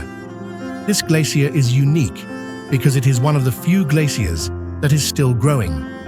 In Chile, Torres del Paine National Park is another famous place. It has tall granite mountains, clear lakes, and beautiful wildlife. One interesting story about Patagonia comes from the explorer Ferdinand Magellan. He arrived in Patagonia in the 1500s and thought he saw giants. He called these giants Patagon, and for many years, people believed giants lived in Patagonia. But later, people discovered that the native people were just taller than Europeans at the time. Patagonia is also important for science. In 1832, the famous scientist Charles Darwin visited Patagonia on his journey with the ship HMS Beagle. During his time there, he studied the animals and plants. His observations in Patagonia helped him develop his theory of evolution. In Patagonia, there is a town called Cerro Castillo. It was once a busy mining town, but when the mines closed, the people left, and now it is a ghost town. This town is a reminder of the past and shows how life can change quickly in remote areas like Patagonia. The wildlife in Patagonia is amazing. On the Valdez Peninsula, you can see penguins, sea lions, and whales. The Magellanic penguins live here in large colonies. Visitors can watch them walk and swim in the sea. Also, the southern right whale visits these waters, and you can see them close to the shore.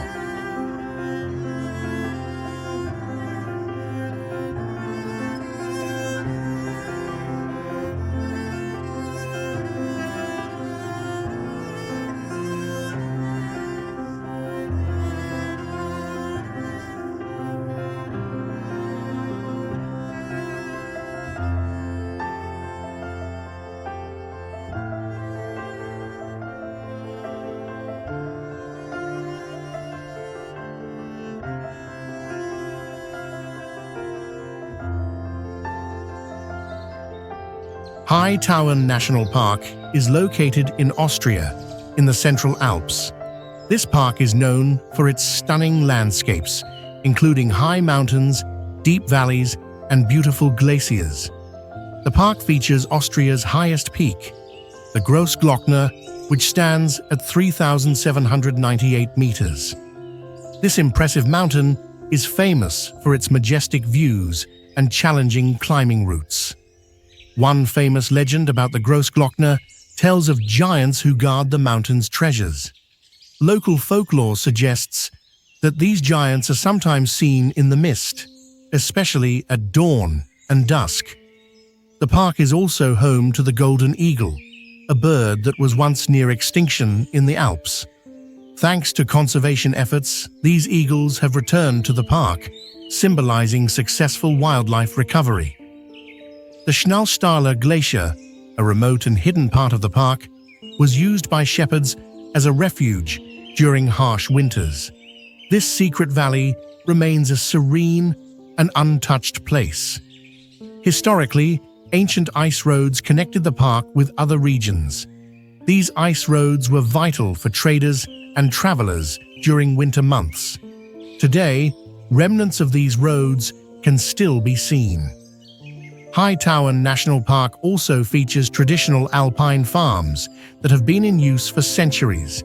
These farms show how people adapted to the harsh mountain environment with unique farming techniques. The park's glaciers are retreating due to climate change, revealing ancient ice layers. Scientists study these layers to understand past climates and how the environment has changed. The Edelweiss flower, a rare and iconic symbol of the Alps, grows in the park's high-altitude areas. This flower is celebrated in alpine folklore for its beauty and resilience. Finally, the park has historic mountain passes that were important trade routes in medieval times. These passes highlight the park's rich cultural and historical heritage.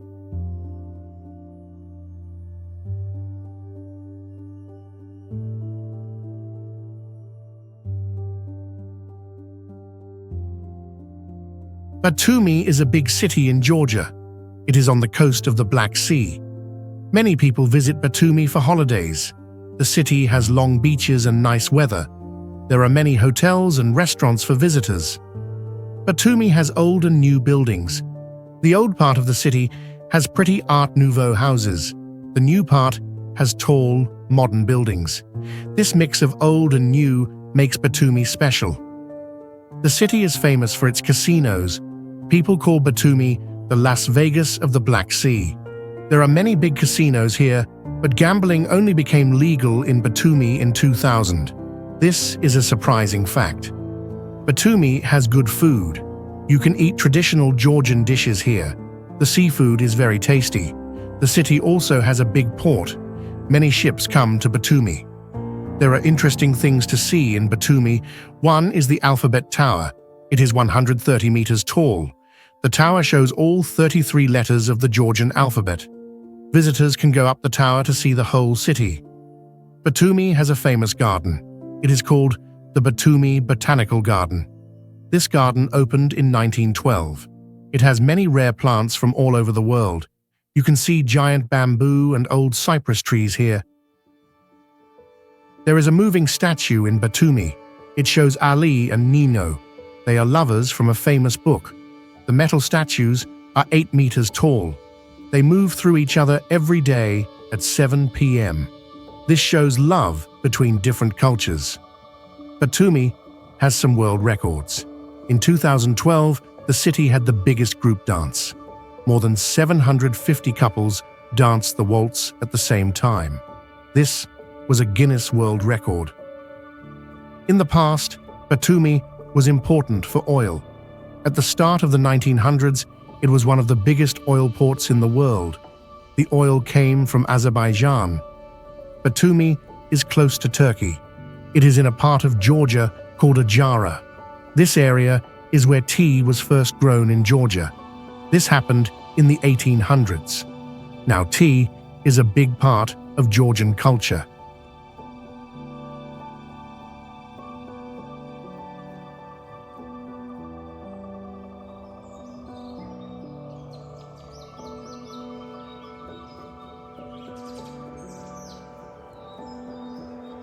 Muzina is a small village in Albania.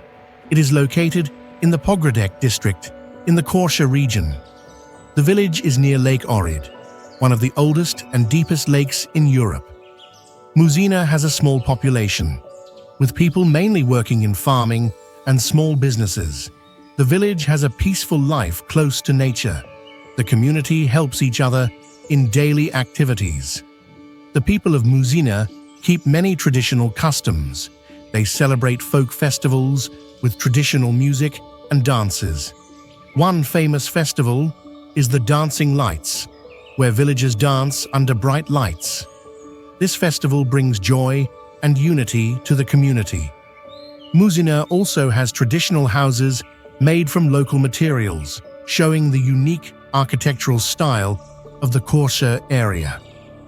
Lake Ohrid near Muzina is a popular tourist spot. Visitors can enjoy fishing, swimming, and exploring the beautiful natural scenery. There are legends about the lake, including a story of a guardian fairy who helps the villagers in tough times. Surrounding Muzina is the Green Whisper Forest, believed to have supernatural phenomena. People say they hear ghostly songs on full moon nights. Muzina is also known for its traditional crafts. The villagers make beautiful pottery, hand-embroidered paintings, and traditional jewelry. These crafts are sold locally and exported abroad, helping to promote the village's culture. Additionally, Muzina has historical sites like the ancient St. George Church, built in the 15th century. The church has unique wall paintings and Gothic architecture.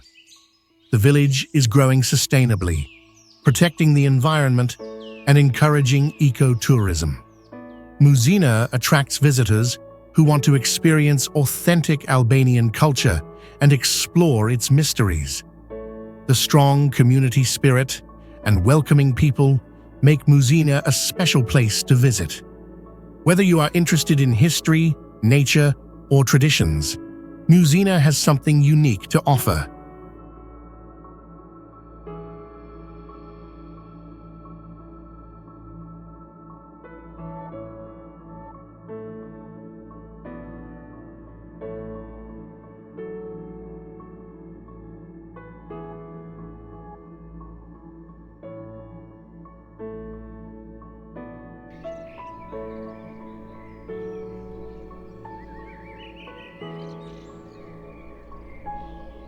Rozafa Castle is a very old and big castle in Albania.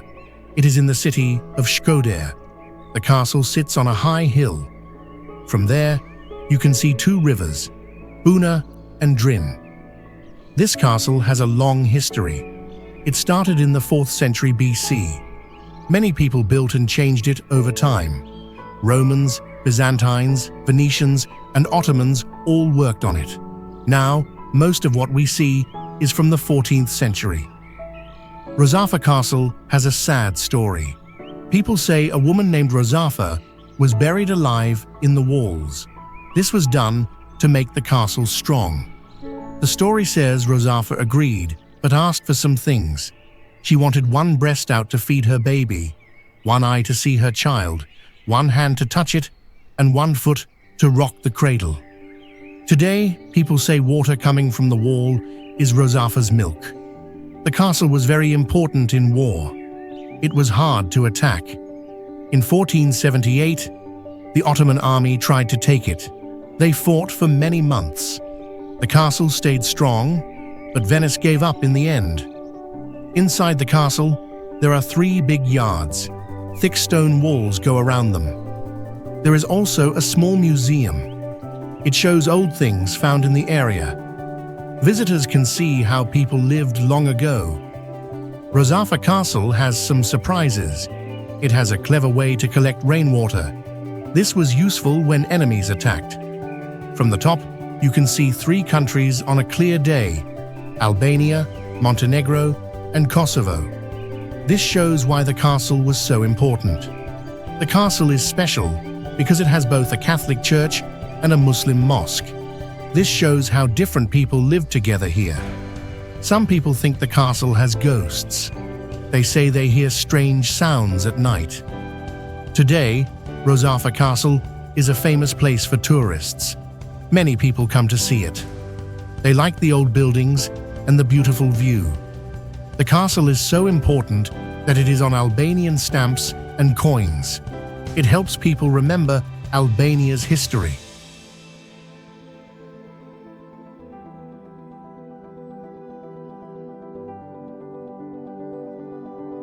Kepi I Rodonit is a famous place in Albania.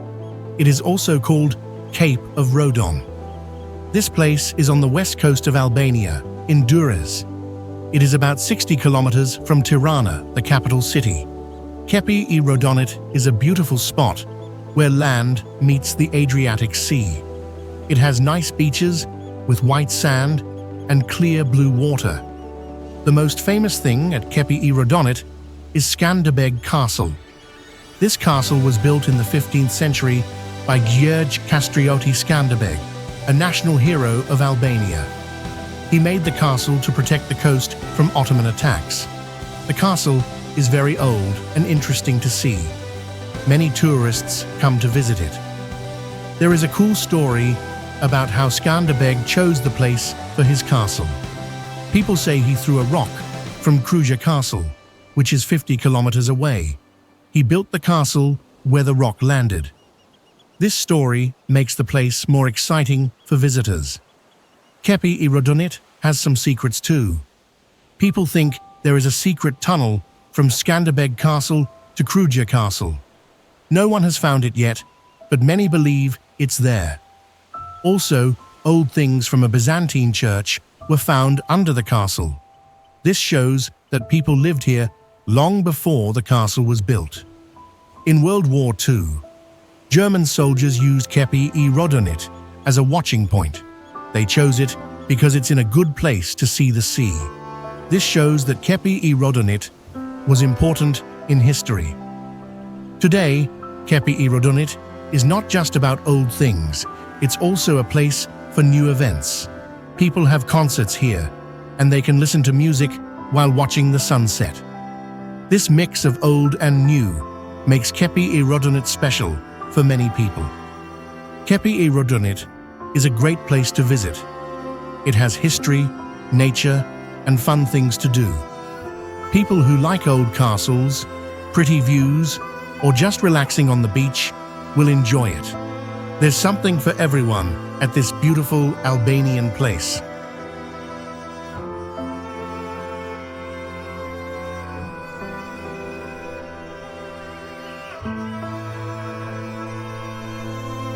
Lake Skadar is a big lake between Montenegro and Albania. It is the largest lake in the Balkan area. The lake is very big, about 370 to 530 square kilometers. It changes size in different seasons. Lake Skadar is famous for its nature. Many birds, fish, and plants live here. It is an important place for birds that fly long distances. The lake is so special that part of it is a national park in Montenegro.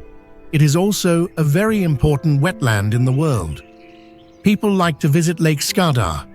They can do fun things like boat rides, fishing, and watching birds. Around the lake, there are old buildings and small villages. These places show the history of the area. There are interesting stories about Lake Skadar. One story says, the lake's name comes from an old tale.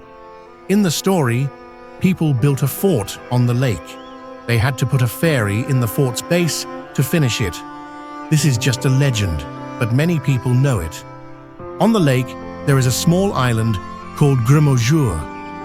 Long ago, it was a prison. People called it the Alcatraz of Montenegro because prisoners could not escape. They did not know how to swim. Lake Skadar has some surprises. There is a special fish that only lives in this lake. You can't find it anywhere else in the world. Some people even make wine under the water of the lake. It tastes very different.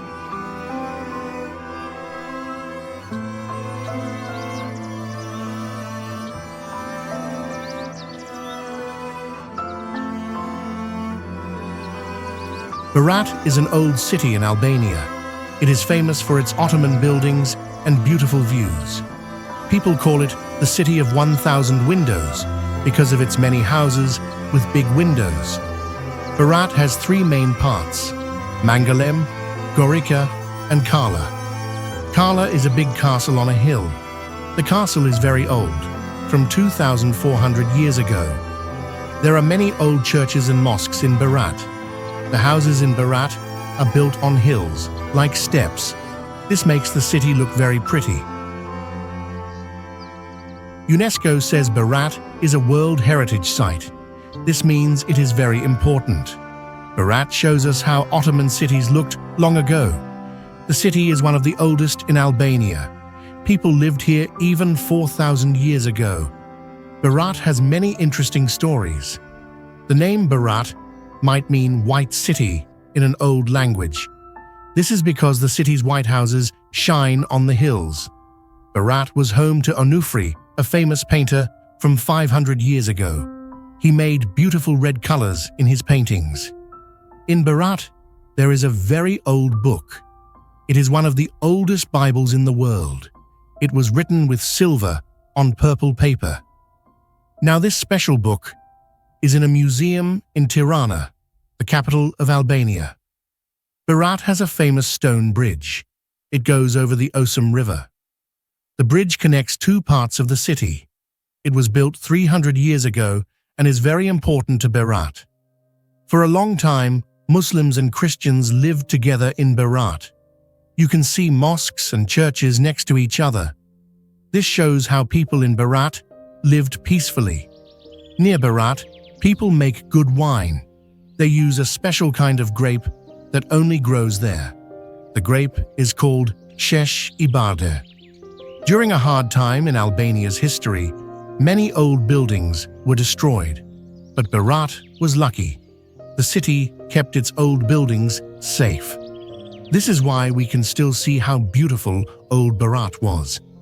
Berat is a special place with many stories and beautiful things to see.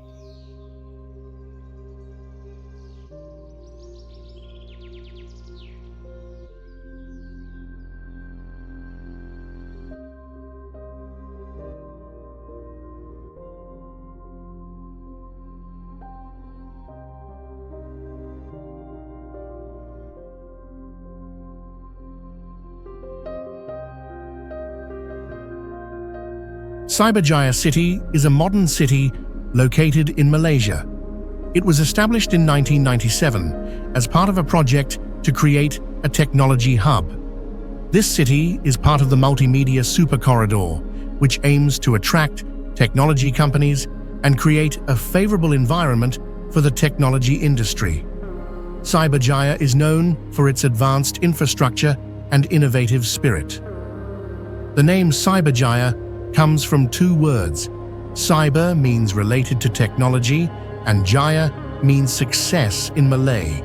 This name reflects the city's goal of becoming a center for technology and innovation.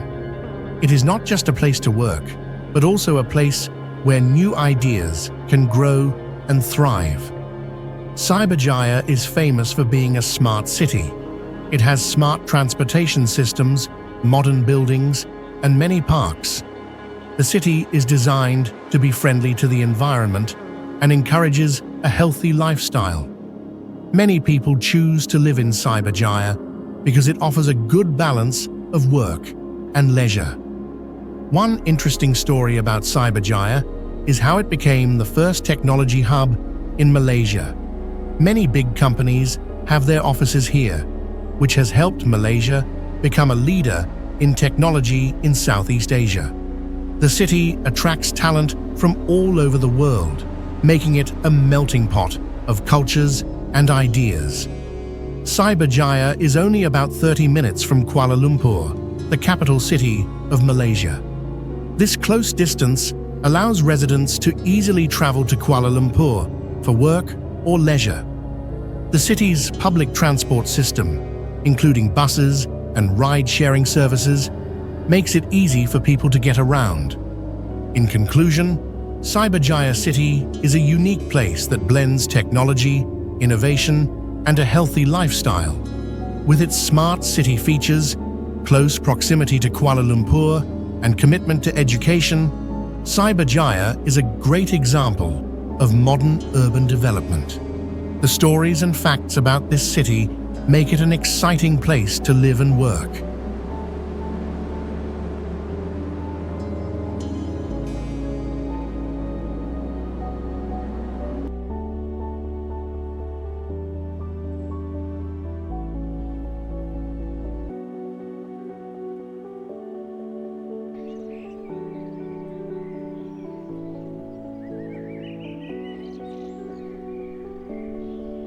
Zlatibor is a beautiful mountain in Serbia. It is famous for its green fields and pine forests. Many people come here to relax and enjoy nature. The name Zlatibor means golden pine in Serbian. This name comes from the yellow color of the grass or pine leaves in autumn.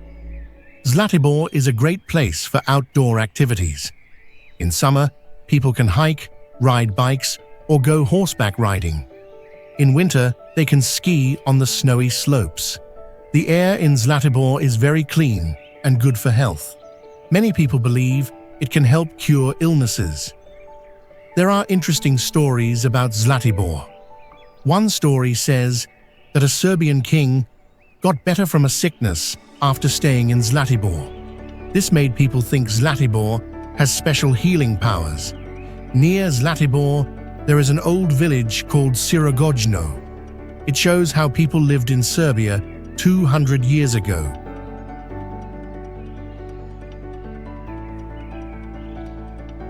Zlatibor has some surprising things.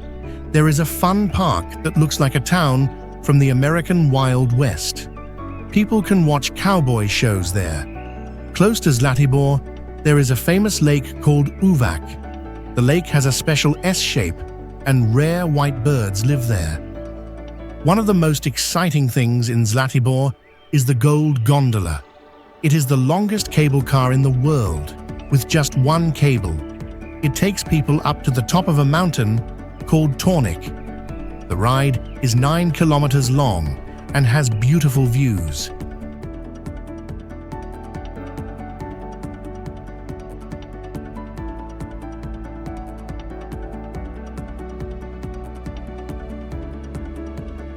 Chouara Tannery is a famous place in Fez, Morocco. It is one of the oldest tanneries in the world, with a history that goes back over 1,000 years. The tannery is well known for making high-quality leather products using traditional methods. Many visitors come to see how the leather is made and to buy beautiful leather goods. The colorful dye vats in the tannery create a stunning view. You can see bright reds, yellows and blues everywhere. This makes Chouara a special place for photography and exploration. The techniques used at Chouara have not changed much over the centuries. Tanners still use natural materials to produce leather. Pigeon droppings are used in the tanning process because they contain ammonia, which softens the hides. This method may sound strange, but it is very effective. Many artisans work hard to create leather items like bags, shoes, and jackets. Each piece reflects the rich culture of Morocco. There are many interesting stories about Chouara Tannery. Local legends say that ancient craftsmen founded the tannery to keep the art of leather making alive. This has created a deep connection between the people and their work. The scent in the tannery can be strong because of the materials used, but many visitors find the experience exciting. The smell adds to the authenticity of the place. Chouara is not only an important place for leather production, but also a major tourist attraction in Fez. Visitors learn about the traditional methods and the history of the tannery. The goods made here are sold in nearby shops, allowing tourists to take home a piece of Moroccan art. Chouara Tannery is truly a fascinating place where history, culture, and craftsmanship come together.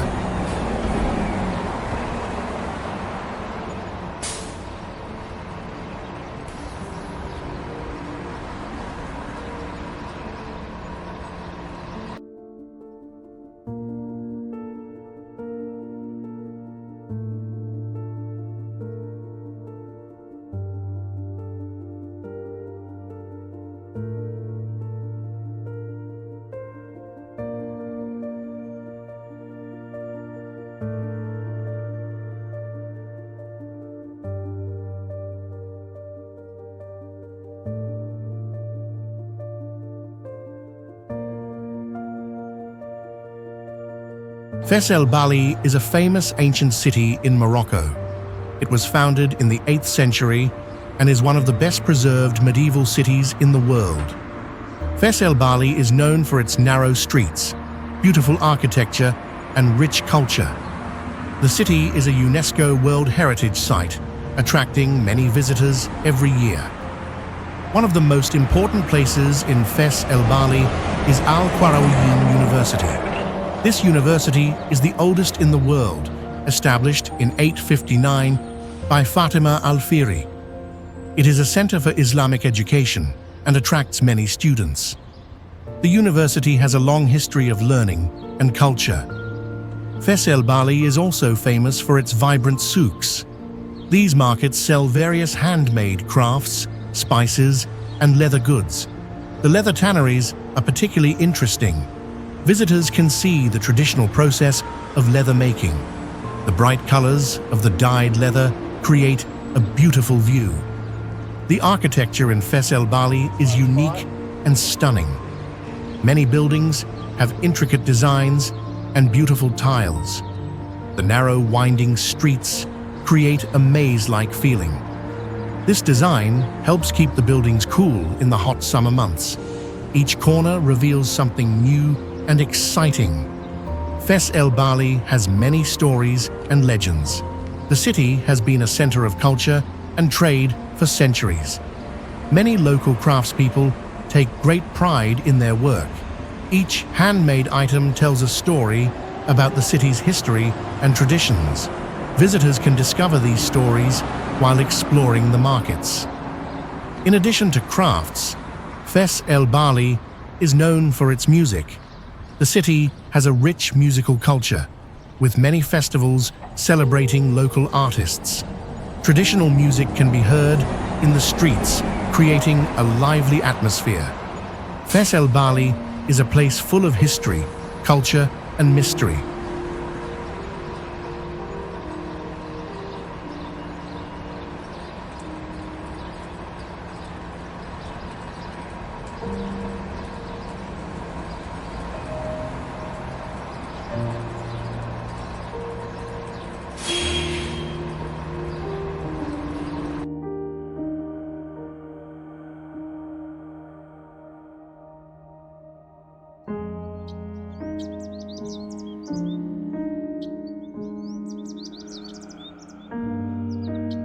The Salzach River is a beautiful and significant river in Austria, flowing from the Hohe Tauern Mountains through the city of Salzburg.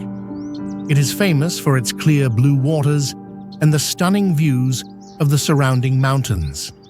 The river adds to the charm of Salzburg, known for its Baroque buildings and as the birthplace of Mozart.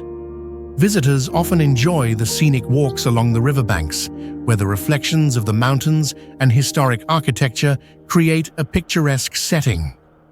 An interesting legend associated with the Salzach River tells of a giant who lived in the river and protected the city of Salzburg from invaders.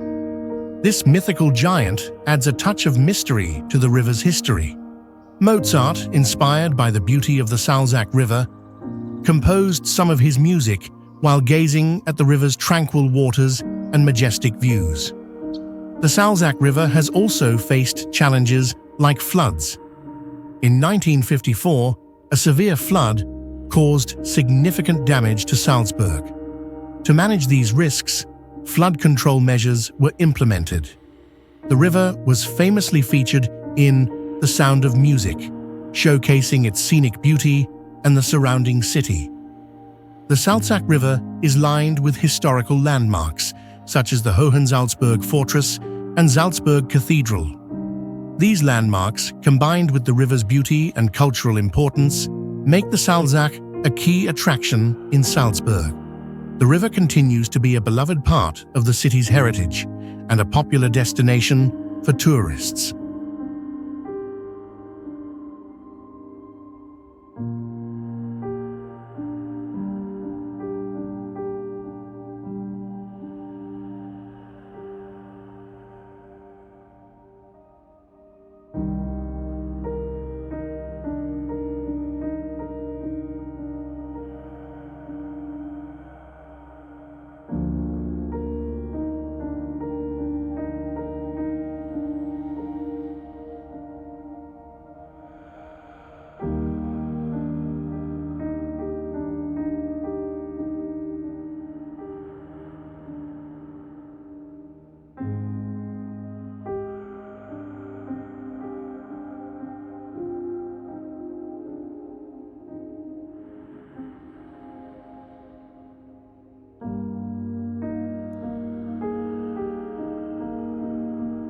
San Pedro Hill is a famous place near La Paz, Bolivia.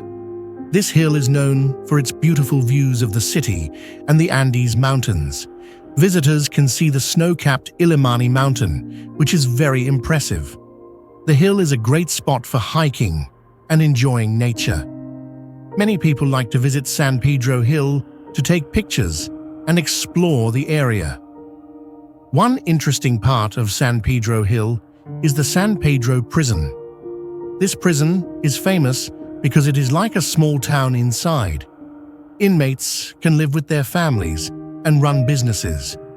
There are shops, restaurants, and even a bar inside the prison.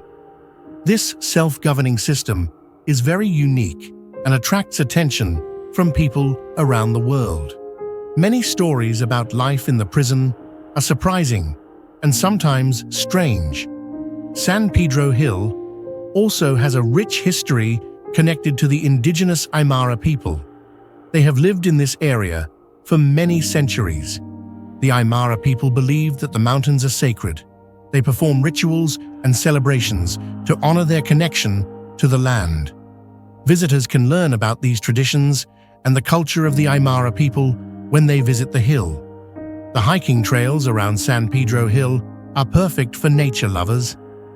There are easy walks and more challenging hikes.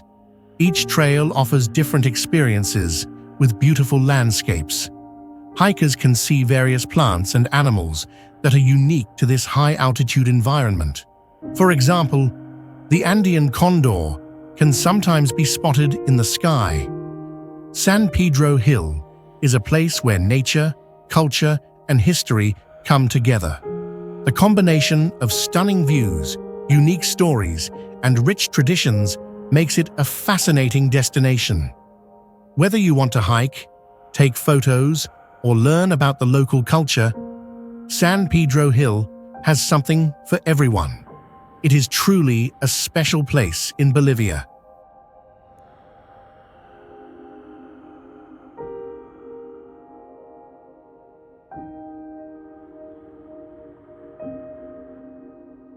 Oruro is a special city in Bolivia. It is in the west of the country, about 230 kilometers from La Paz. Oruro is very high up, about 3,709 meters above sea level. About 265,000 people live there. The city is old, started in 1606 for mining. It was once very rich because of silver and tin mines. Today, people still work in mines, but tourism is also important. Oruro is most famous for its carnival. This is a big party that happens every year before Lent. Many people come from all over the world to see it. The carnival has music, dancing, and beautiful clothes. It is so special that UNESCO says it's important for the world. The party lasts for about a week. People dance in the streets and wear colorful masks. There is an old story about Oruro. People say a god named Huari is under a mountain near the city. He was put there by Inti, the sun god. The carnival is partly to make Huari happy. This story shows how old ideas mix with new ones in Oruro. Oruro has a special church called Virgen del Socavón. It was built on an old mine. Inside, there is a statue of Mary that people say can do magic. Miners pray to her for safety. There is also a very big statue of Mary on a hill. It is 45 meters tall and one of the biggest in the world. One of the most famous dances in the carnival is called Diablada. People dress up as devils and dance. It shows a fight between good and evil. This dance is very old and important to the people of Oruro. People say there are secret tunnels under Oruro. They think the Inca people made these tunnels long ago. No one knows if this is true, but it's an exciting idea. There are also stories about a big Inca treasure hidden in the mines near Oruro. Oruro is a city full of stories and surprises. It has old mines, big parties, and interesting people. Many people visit Oruro to see the carnival and learn about its history. It's a place where old and new ideas come together in a special way.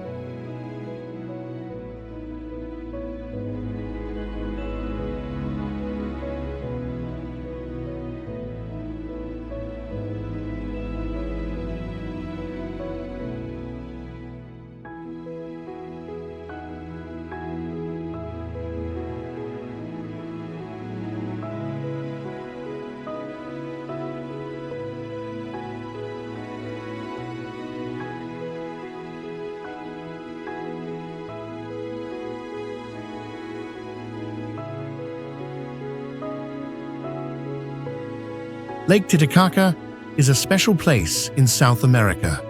It is between two countries, Peru and Bolivia. This lake is very big and very high in the mountains. It is the highest lake in the world where big boats can go. The lake is 3,810 meters above the sea. It is very deep too, about 281 meters at its deepest point. People have lived near Lake Titicaca for a very long time. The Inca people thought this lake was very important. They believed the first Inca king and queen came from this lake. The name Titicaca means rock puma in the local language. From above, the lake looks like a puma hunting a rabbit. One of the most interesting things about Lake Titicaca is the floating islands. These islands are made of reeds. The Uros people live on these islands. They have to keep adding new reeds to the islands because the bottom part gets wet and rots. The Uros people also make boats from these reeds. Lake Titicaca has many surprises.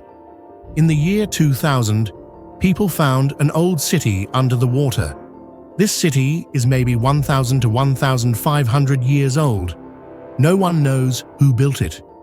It is a big mystery. Another surprise is the giant frog that lives in the lake. This frog can weigh up to 1 kilogram. It can breathe through its skin. The weather at Lake Titicaca is special too. It is near the equator, but it is not hot. The weather is cool all year because the lake is so high up. The average temperature is about 10 to 14 degrees Celsius. Many people think Lake Titicaca has special spiritual energy. They come here to feel this energy. There are many islands in Lake Titicaca. The most famous are the Sun Island and the Moon Island. The Inca people thought these islands were very important. They built temples on these islands. Today, many tourists visit these islands to see the old Inca buildings and enjoy the beautiful views. Lake Titicaca is a place of beauty, history, and mystery. It is a special lake that sits high in the mountains, with islands that float and a city under the water. It is a place where old stories and new discoveries come together. Lake Titicaca continues to surprise and amaze people from all over the world.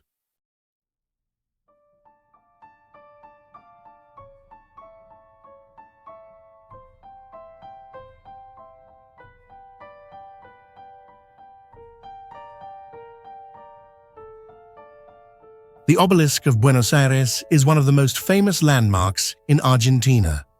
It is located at the intersection of two big streets, Avenida 9 de Julio and Avenida Corrientes. The obelisk was built in 1936 to celebrate the 400th anniversary of Buenos Aires' first founding. It is 67.5 meters tall and made of concrete. Designed by the architect Alberto Prebisch, the obelisk is a simple yet powerful symbol of the city's history. One of the most interesting things about the obelisk is how fast it was built.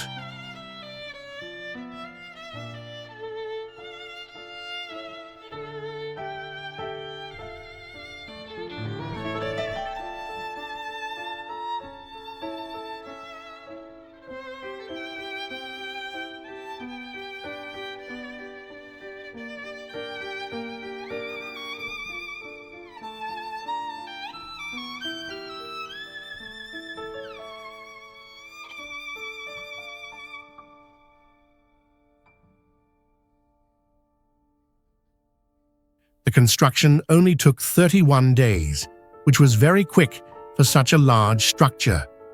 This fast construction showed the city's desire for progress and modernity. Today, it is considered an important part of Buenos Aires' identity. The obelisk is also a place where people gather for big events. When Argentina wins an important soccer match, thousands of fans celebrate around the obelisk. It is also the main place for political protests. This makes the obelisk a symbol of both celebration and expression. The area around it is always busy, especially during national holidays. One surprising event in the obelisk's history happened in 1987. During a strong storm, lightning hit the top of the obelisk. Luckily, it was not damaged, but the event became a big story in the city. This only added to the obelisk's legendary status.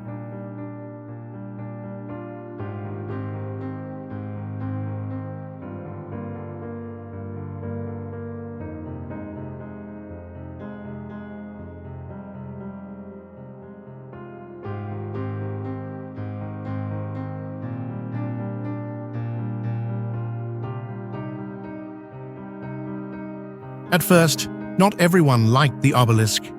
Some people thought it did not fit with the old architecture of Buenos Aires. There was even a plan to demolish it in the 1930s. But over time, the obelisk became a beloved part of the city. Now it is one of the most important symbols of Buenos Aires, representing its history, culture, and modern spirit.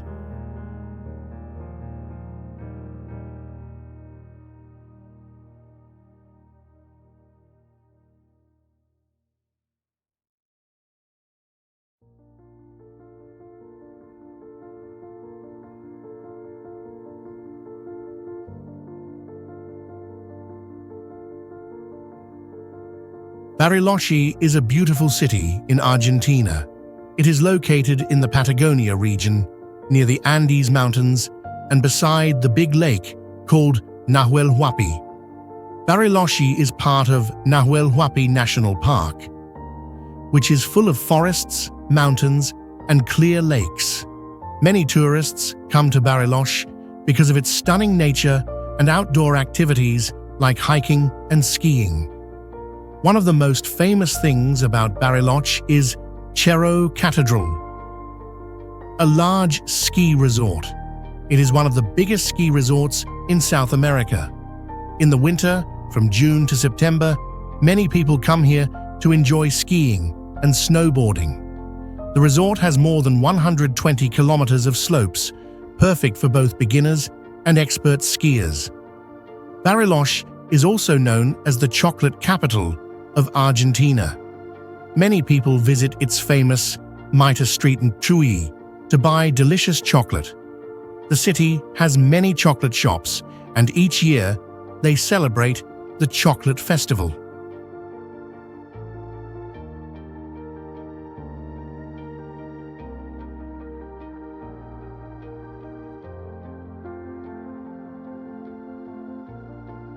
During this festival, there are fun events, and people can taste many different types of chocolate. The name Bariloche comes from the word Buriloche, which means people from the other side of the mountains, in the Mapuche language. The Mapuche are an indigenous group that lived in the Patagonia region.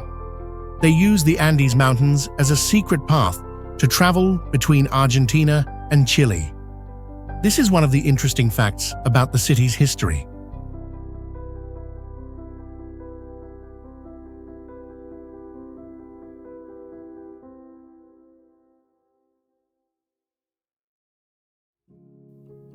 Bariloche is also famous for its European-style architecture.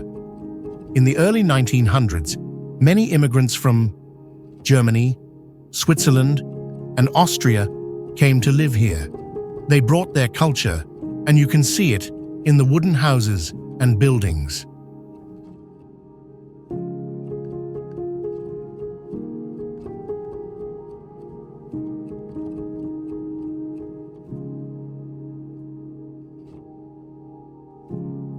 Centro Cívico. the city's main square, is a great example of this style. It looks like a small town in the Alps. In the end, Bariloche is a place full of nature, mystery, and history. Whether it's skiing in the winter, eating chocolate, or learning about the legends and stories, Bariloche has something for everyone. It is a city where beauty and adventure come together.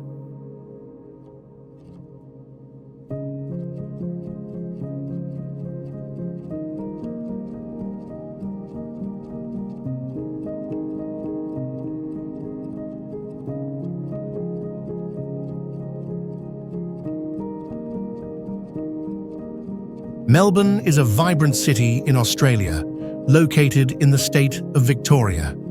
Founded in 1835 by John Batman and his group, Melbourne is named after the British Prime Minister of the time, William Lamb, Lord Melbourne. The city quickly grew into a major cultural and economic hub in Australia.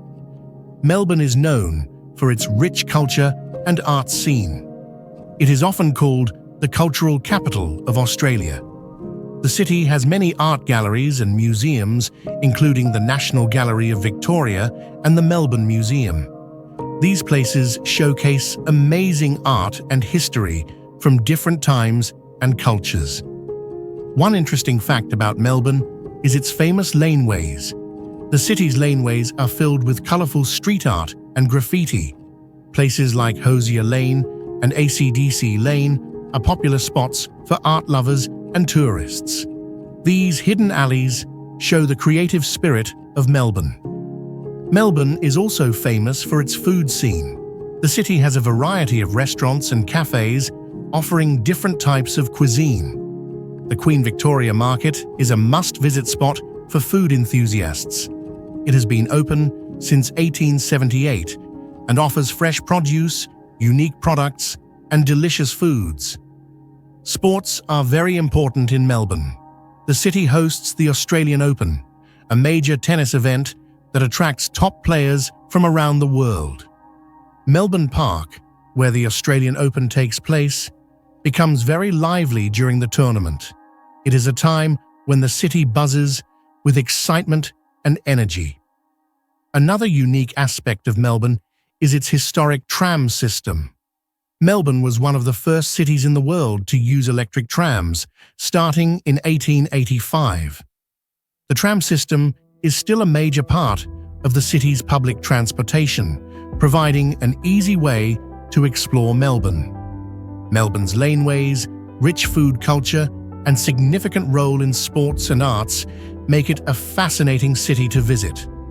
From its historic trams to its colourful street art and the nightly parade of penguins on Phillip Island, Melbourne offers many surprises and enjoyable experiences for everyone.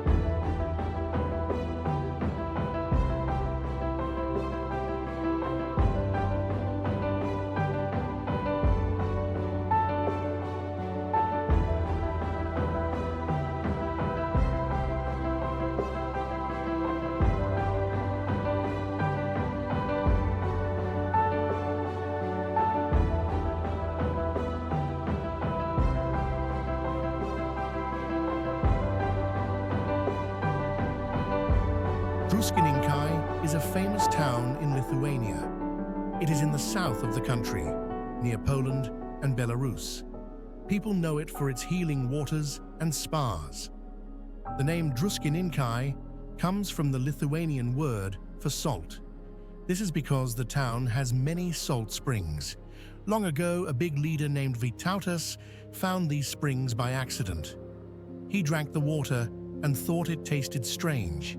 This is how the town became famous. Druzhkininkay has been a popular place for a long time. In the past, many important people came here to rest and get healthy. The town has a big old oak tree that is over 300 years old. A famous artist used to sit under this tree to make his art. One of the most exciting things in Druzhkininkay is the big water park. It is the largest indoor water park in Eastern Europe. People can swim and have fun here all year, even when it's cold outside. The town also has an indoor ski slope. This is very special because you can ski here even in summer. Near Druzhkininkay, there is a strange park called Grutas Park. This park has many old statues from the time when Lithuania was part of the Soviet Union. It's like an outdoor museum where people can learn about history. Druzhkininkay is not just famous for its water. People also come here for the fresh air. The town is surrounded by pine forests. Many people believe that breathing this air can help make you healthy. Many interesting people have visited Druzhkininkay. Some writers have even written stories about the town. This has helped make Druzhkininkay famous all over Europe. Today, many people still come to Druzhkininkay to relax and feel better. In Druzhkininkay, you can do many fun things. You can swim in the water park, ski on the indoor slope, walk in the beautiful forests, or just relax in the spas. The town is a great place for people who want to have fun and feel healthy at the same time.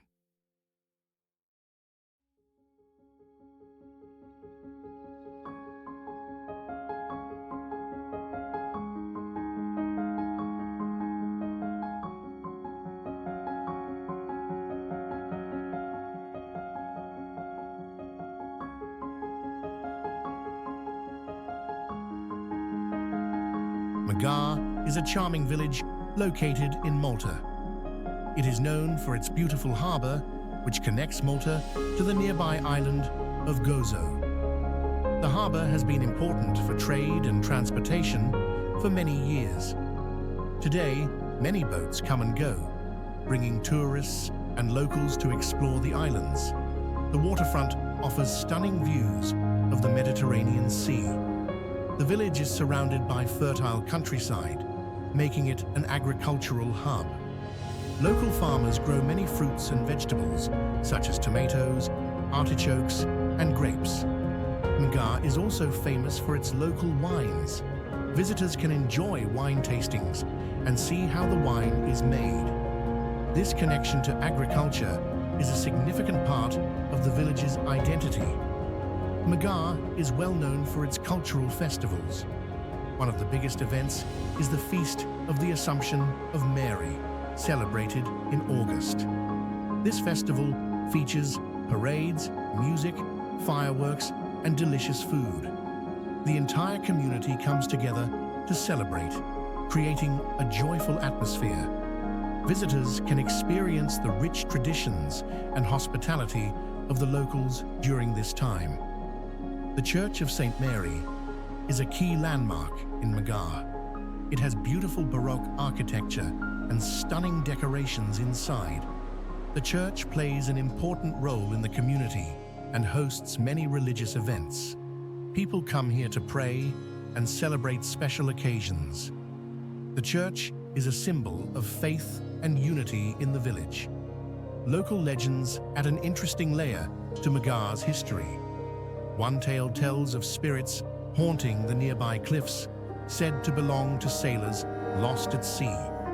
These stories create a sense of mystery and connect the village to its maritime past. The legends are part of what makes Magar special and unique. In conclusion, Magar is a beautiful village in Malta, known for its harbor, agricultural heritage, and cultural festivals. With its stunning views, rich history, and strong community spirit, Magar offers a unique experience for anyone who visits. This village combines natural beauty with vibrant traditions, making it a wonderful destination to discover.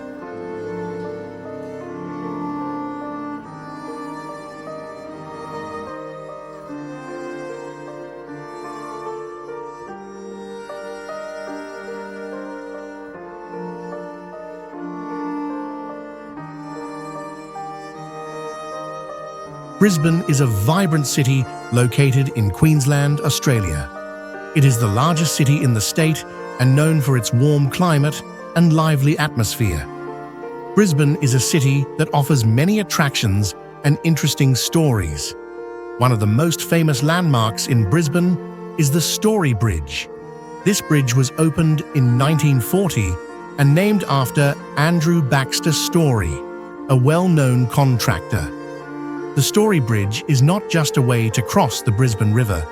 It is also a place where you can climb and enjoy fantastic views of the city. Every year, the bridge is lit up with special lights for events like the River Fire Festival. South Bank is another popular area in Brisbane.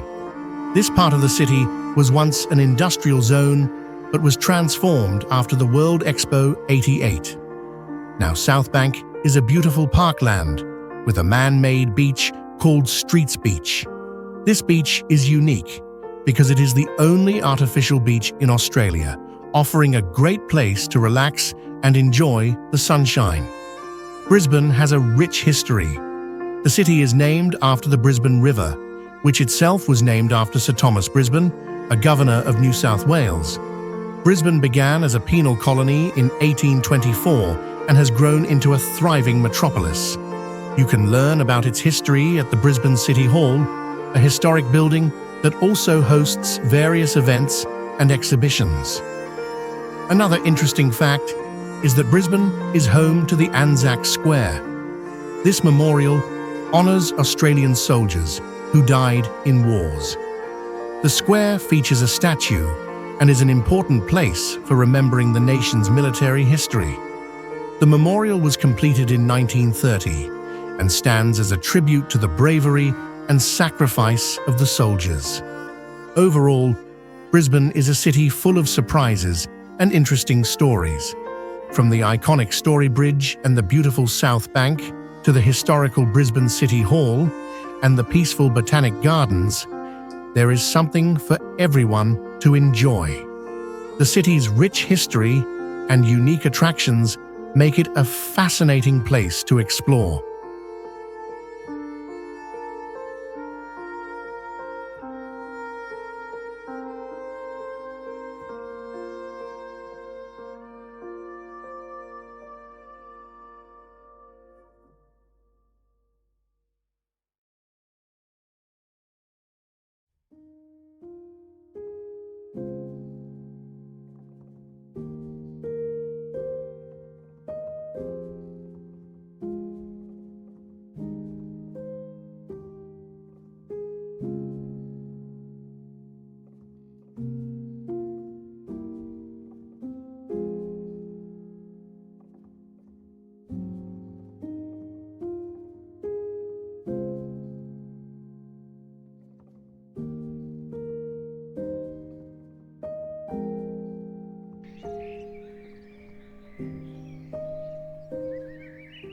Mavrovo Lake is a big man-made lake in North Macedonia. It is in Mavrovo National Park. People made this lake in 1953. They built a dam on the Mavrovo River. The lake gives water and makes electricity for people. The lake is very beautiful. It is between mountains and forests. Many people come here to enjoy nature. They like to walk, fish, and go boating. In winter, people come to ski near the lake. There is a famous ski resort here. Mavrovo Lake has a secret.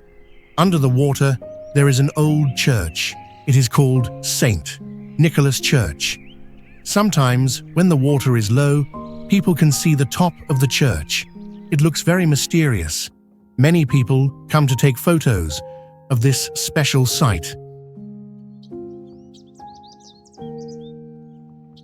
Kalemegdan Park is a famous park in Belgrade, Serbia.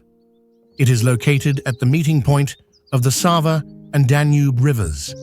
The park is part of Kalemegdan Fortress, which has a long history. This fortress has seen many battles and conflicts over the years.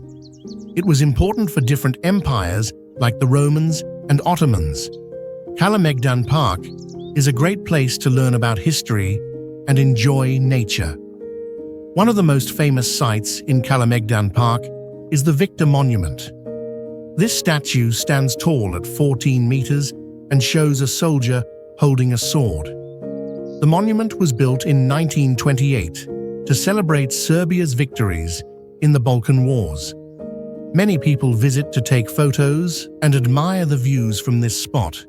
The monument is a symbol of freedom for the Serbian people.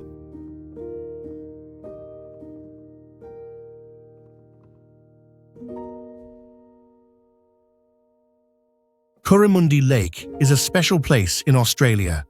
It is in Queensland on the Sunshine Coast. The lake is near the ocean and has both fresh and salt water. Many plants and animals live here. People come to enjoy nature and have fun. The name Currimundi comes from the Aboriginal people. It means place of small possums in their language. This shows that many animals lived here long ago. Today, you can still see lots of wildlife around the lake. The lake is famous for its moving sand dunes. These dunes change shape over time.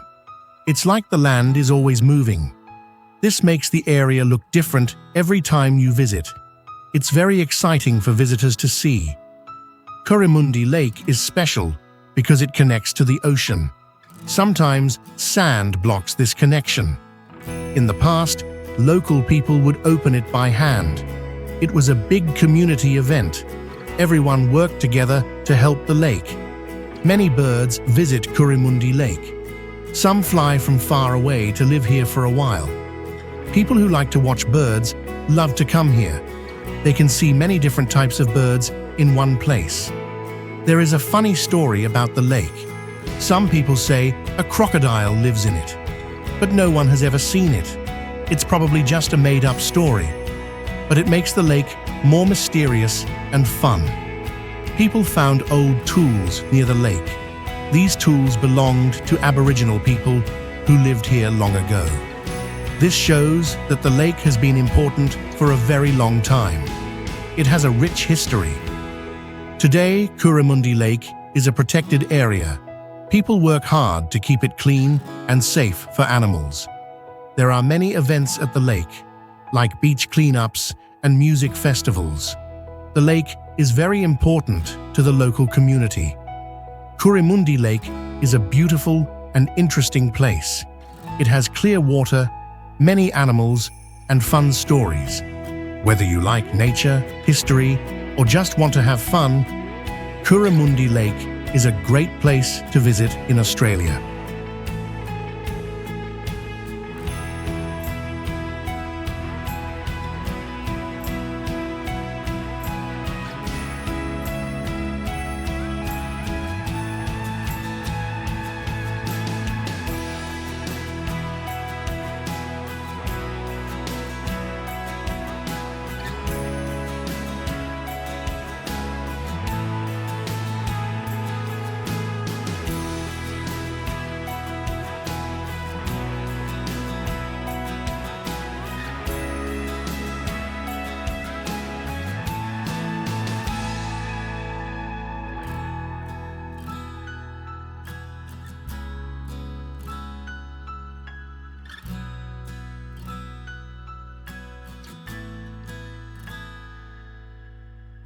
Whitehaven Beach is a beautiful place in Australia. It is on Whitsunday Island in Queensland. The beach is 7 kilometers long. It is famous for its white sand and blue water. Many people say it is one of the best beaches in the world. The sand at Whitehaven Beach is very special. It is 98% silica, which makes it very white and soft. The sand doesn't get hot in the sun, so you can walk on it all day. Some people think the sand is 100 million years old. It came to the beach over a long time. The sand is so pure that it was used to make glass for the Hubble telescope. There are many fun things to do at Whitehaven Beach. You can swim, snorkel, and have a picnic. Many people like to take photos of Hill Inlet. This is a place where the water and sand make pretty patterns when the tide changes. The patterns are always different, so every photo is unique. Whitehaven Beach has some interesting stories. The local Ngaro people have a legend about the beach. They say the moon god made it by falling into the sea. In World War II, an American pilot named Eddie Rickenbacker was saved near this beach after his plane crashed. He was in the sea for 24 days before he was found. There are some surprising facts about Whitehaven Beach. Sometimes at night, the water glows blue. This is called bioluminescence. It looks magical. Also, you can't take sand from the beach. If you do, you might have to pay a big fine of 220,000 Australian dollars. Whitehaven Beach is important for nature. Many sea animals live in the water near the beach. You can see turtles and rare dugongs there. The beach is in a national park, so it is well protected. This helps keep the beach beautiful and safe for animals. Many people visit Whitehaven Beach every year. They come to see the white sand and clear water. But the number of visitors is controlled to protect the beach. This way, Whitehaven Beach will stay beautiful for a long time. It will continue to be one of the most amazing beaches in the world.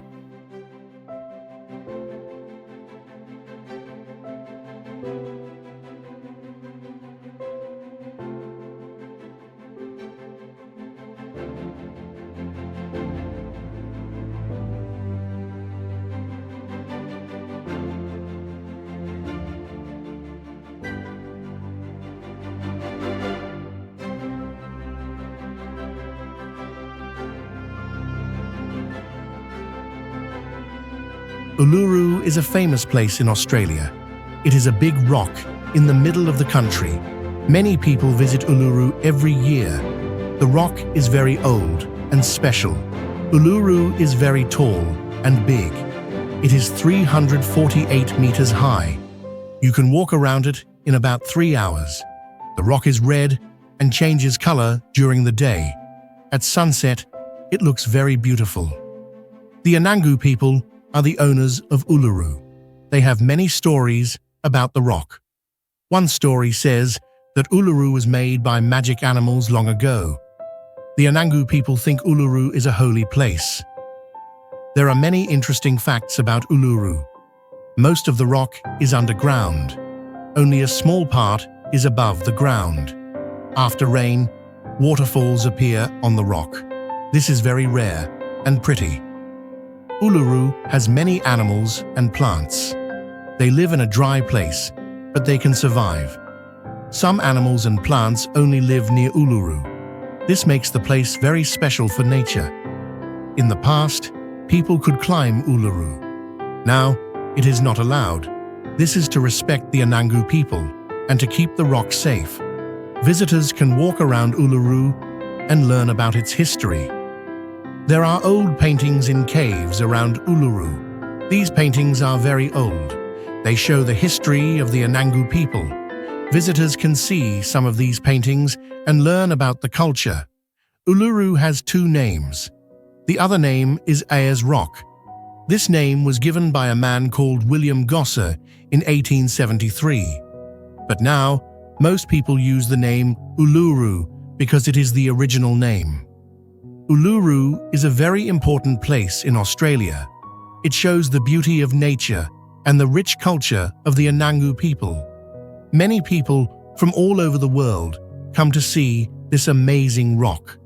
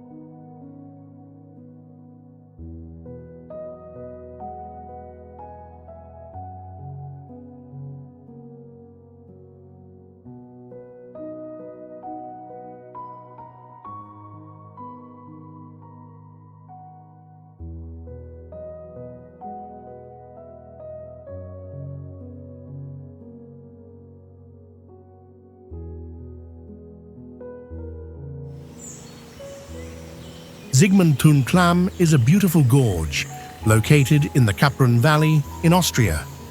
It is famous for its dramatic rock formations and stunning waterfalls. The gorge was created by the Kapruna Ake River, which has carved through the rock over thousands of years. The hiking trail through the gorge includes wooden walkways and bridges that allow visitors to enjoy the natural beauty up close. The gorge is named after Zsigmondytún, who played a key role in making it accessible to tourists. His work included building paths and platforms so that more people could experience the gorge's beauty. This important historical figure is honored through the name of the gorge. Local legends say that the gorge is inhabited by mythical creatures such as spirits and elves. These creatures are believed to live in the mist and shadows of the gorge. These magical stories add a sense of mystery and wonder to the already stunning landscape. The geological features of Zsigmondytún are fascinating. The river's powerful force has created unique rock formations with beautiful patterns and colors. The gorge is home to sedimentary rocks shaped by erosion over time. This natural process has created a breathtaking sight for visitors. Zsigmondytún is not just a scenic destination, but also a place rich in biodiversity. The area is home to many plant and animal species that thrive in the unique environment of the gorge. This ecological richness makes it an important site for nature conservation. The gorge became a popular tourist destination in the early 20th century when it was developed for easier access. Before this, it was relatively unknown. Now the gorge attracts many visitors who come to enjoy its natural beauty and peaceful surroundings. Zsigmondytún offers a combination of natural beauty, interesting history, and mystical legends. Its waterfalls, rock formations, and fascinating stories make it a must-visit place for anyone exploring Austria.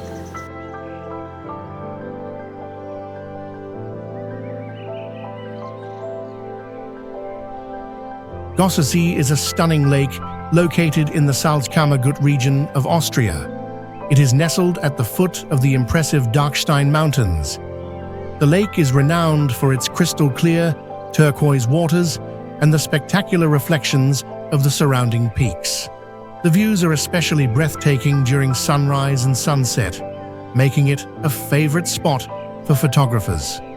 Local legends add a magical touch to Gossau. One such legend speaks of a protective mountain spirit known as the Gossau König, or King of Gossau. It is said that this spirit guards the lake and maintains its purity. Another story tells of a lost village submerged beneath the lake's surface, adding an air of mystery to the lake. During the winter, Gossau can freeze over, creating a natural ice skating rink. This rare phenomenon provides a unique winter experience amidst the snow-capped mountains. The frozen lake becomes a playground for ice skaters, offering a serene and picturesque setting. The area around Gossau is rich in biodiversity. The lake and its surroundings are home to various alpine plants and animals adapted to the high-altitude environment.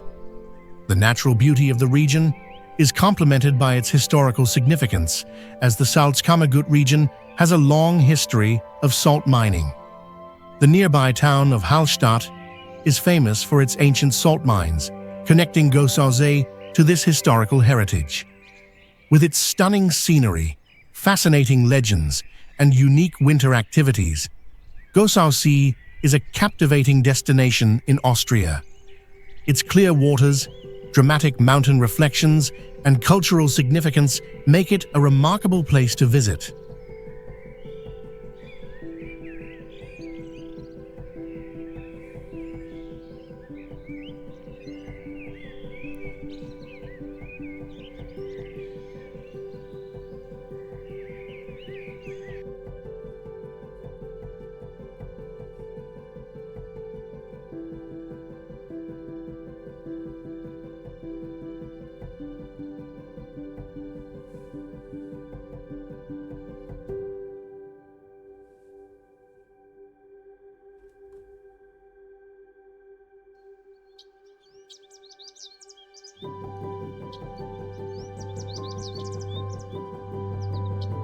Salzach River is a beautiful and significant river in Austria, flowing from the Hohe Mountains through the city of Salzburg.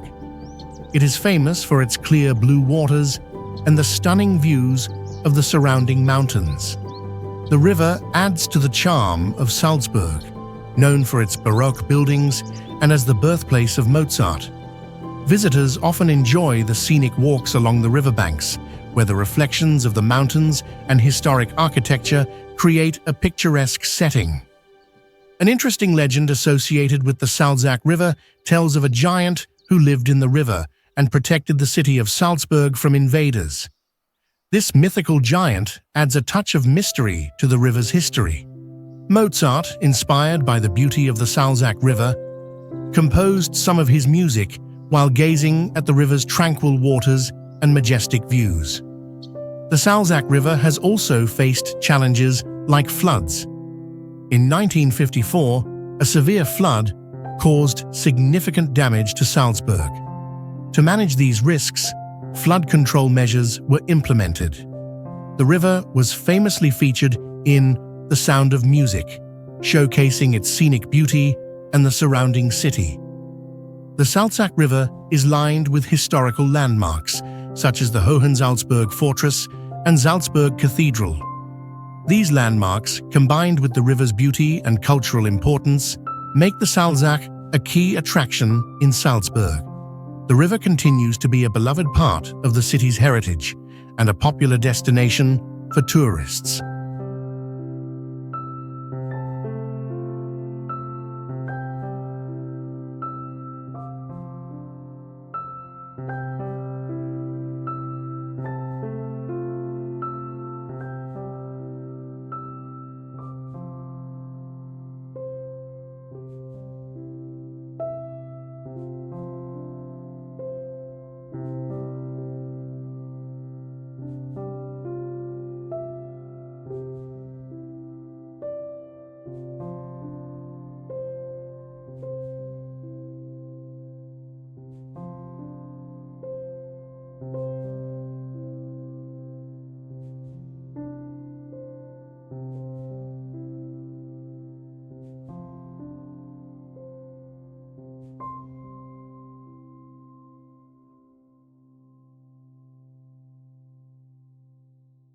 Sunshine Coast is a beautiful region in Queensland, Australia.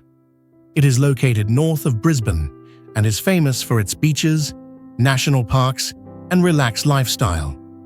The Sunshine Coast has many popular towns, including Noosa, Maroochydore, Caloundra, and Mooloolaba. These towns are known for their great surf spots, family-friendly beaches, and fun activities. The area offers both beach and hinterland experiences, making it a perfect destination for nature lovers. One of the most famous places on the Sunshine Coast is Noosa National Park. This park has stunning coastal walks where visitors can see koalas and dolphins. Noosa is also known for its surf beaches, especially Noosa Main Beach, which hosts the Noosa Festival of Surfing. Every year, the park is a peaceful place where people can enjoy nature and relax by the ocean. Noosa is a great example of how the Sunshine Coast protects its natural beauty. A fun and interesting place to visit on the Sunshine Coast is the Yamundi markets.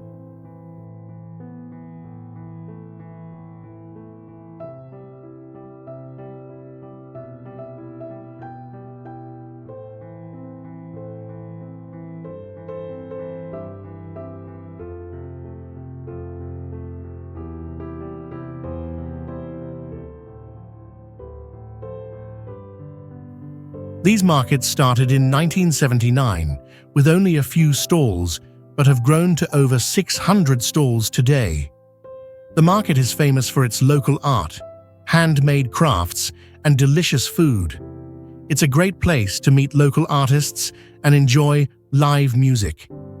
The Yamundi markets are one of the biggest in Australia and show the creative spirit of the Sunshine Coast.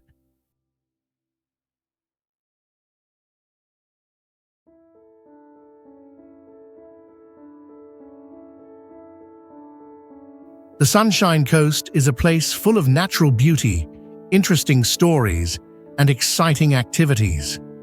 From surfing at Noosa to hiking the Glasshouse Mountains, there is something for everyone.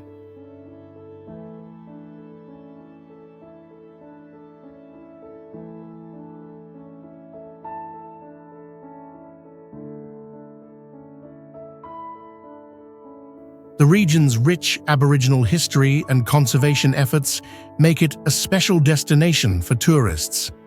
Whether you want to explore national parks or relax on the beach, the Sunshine Coast is a perfect place to visit.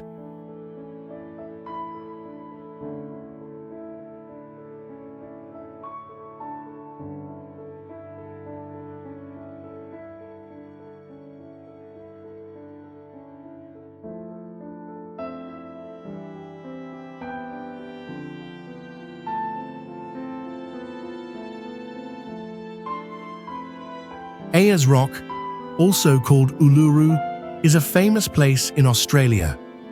It is a big red rock in the middle of the country. The rock is very old and important to many people.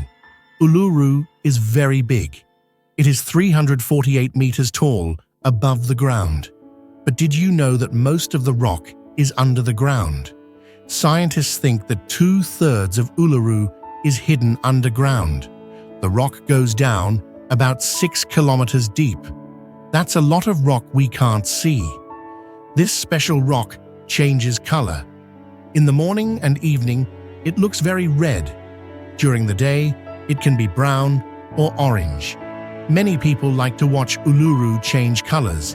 It's like magic. Uluru is very important to the Anangu people. They are the local Aboriginal people. They have many stories about the rock. One story is about a rainbow snake called Kunia. Another story is about a poisonous snake called Liru. These stories explain why the rock looks the way it does. There are many caves in Uluru. In these caves, you can see old paintings. The Anangu people made these paintings a long time ago. The paintings tell stories about their culture and history. It's like a big natural museum. Uluru can be very hot or very cold. The temperature can change a lot in one day. At night, it can be near 0 degrees Celsius. But in the day, it can be over 30 degrees Celsius. That's a big change. In the past, people could climb Uluru. But now, climbing is not allowed. This is because the rock is very special to the Anangu people. They ask visitors to respect the rock and not climb it. Uluru has 2 names. The name Ayers Rock comes from a man called Sir Henry Ayers. He was an important person in Australia long ago. But Uluru is the name that the Anangu people use. Now, both names are official. Many people visit Uluru every year. They come to see the big red rock, learn about Aboriginal culture, and enjoy the beautiful views. Uluru is a very special place in Australia, full of history and mystery.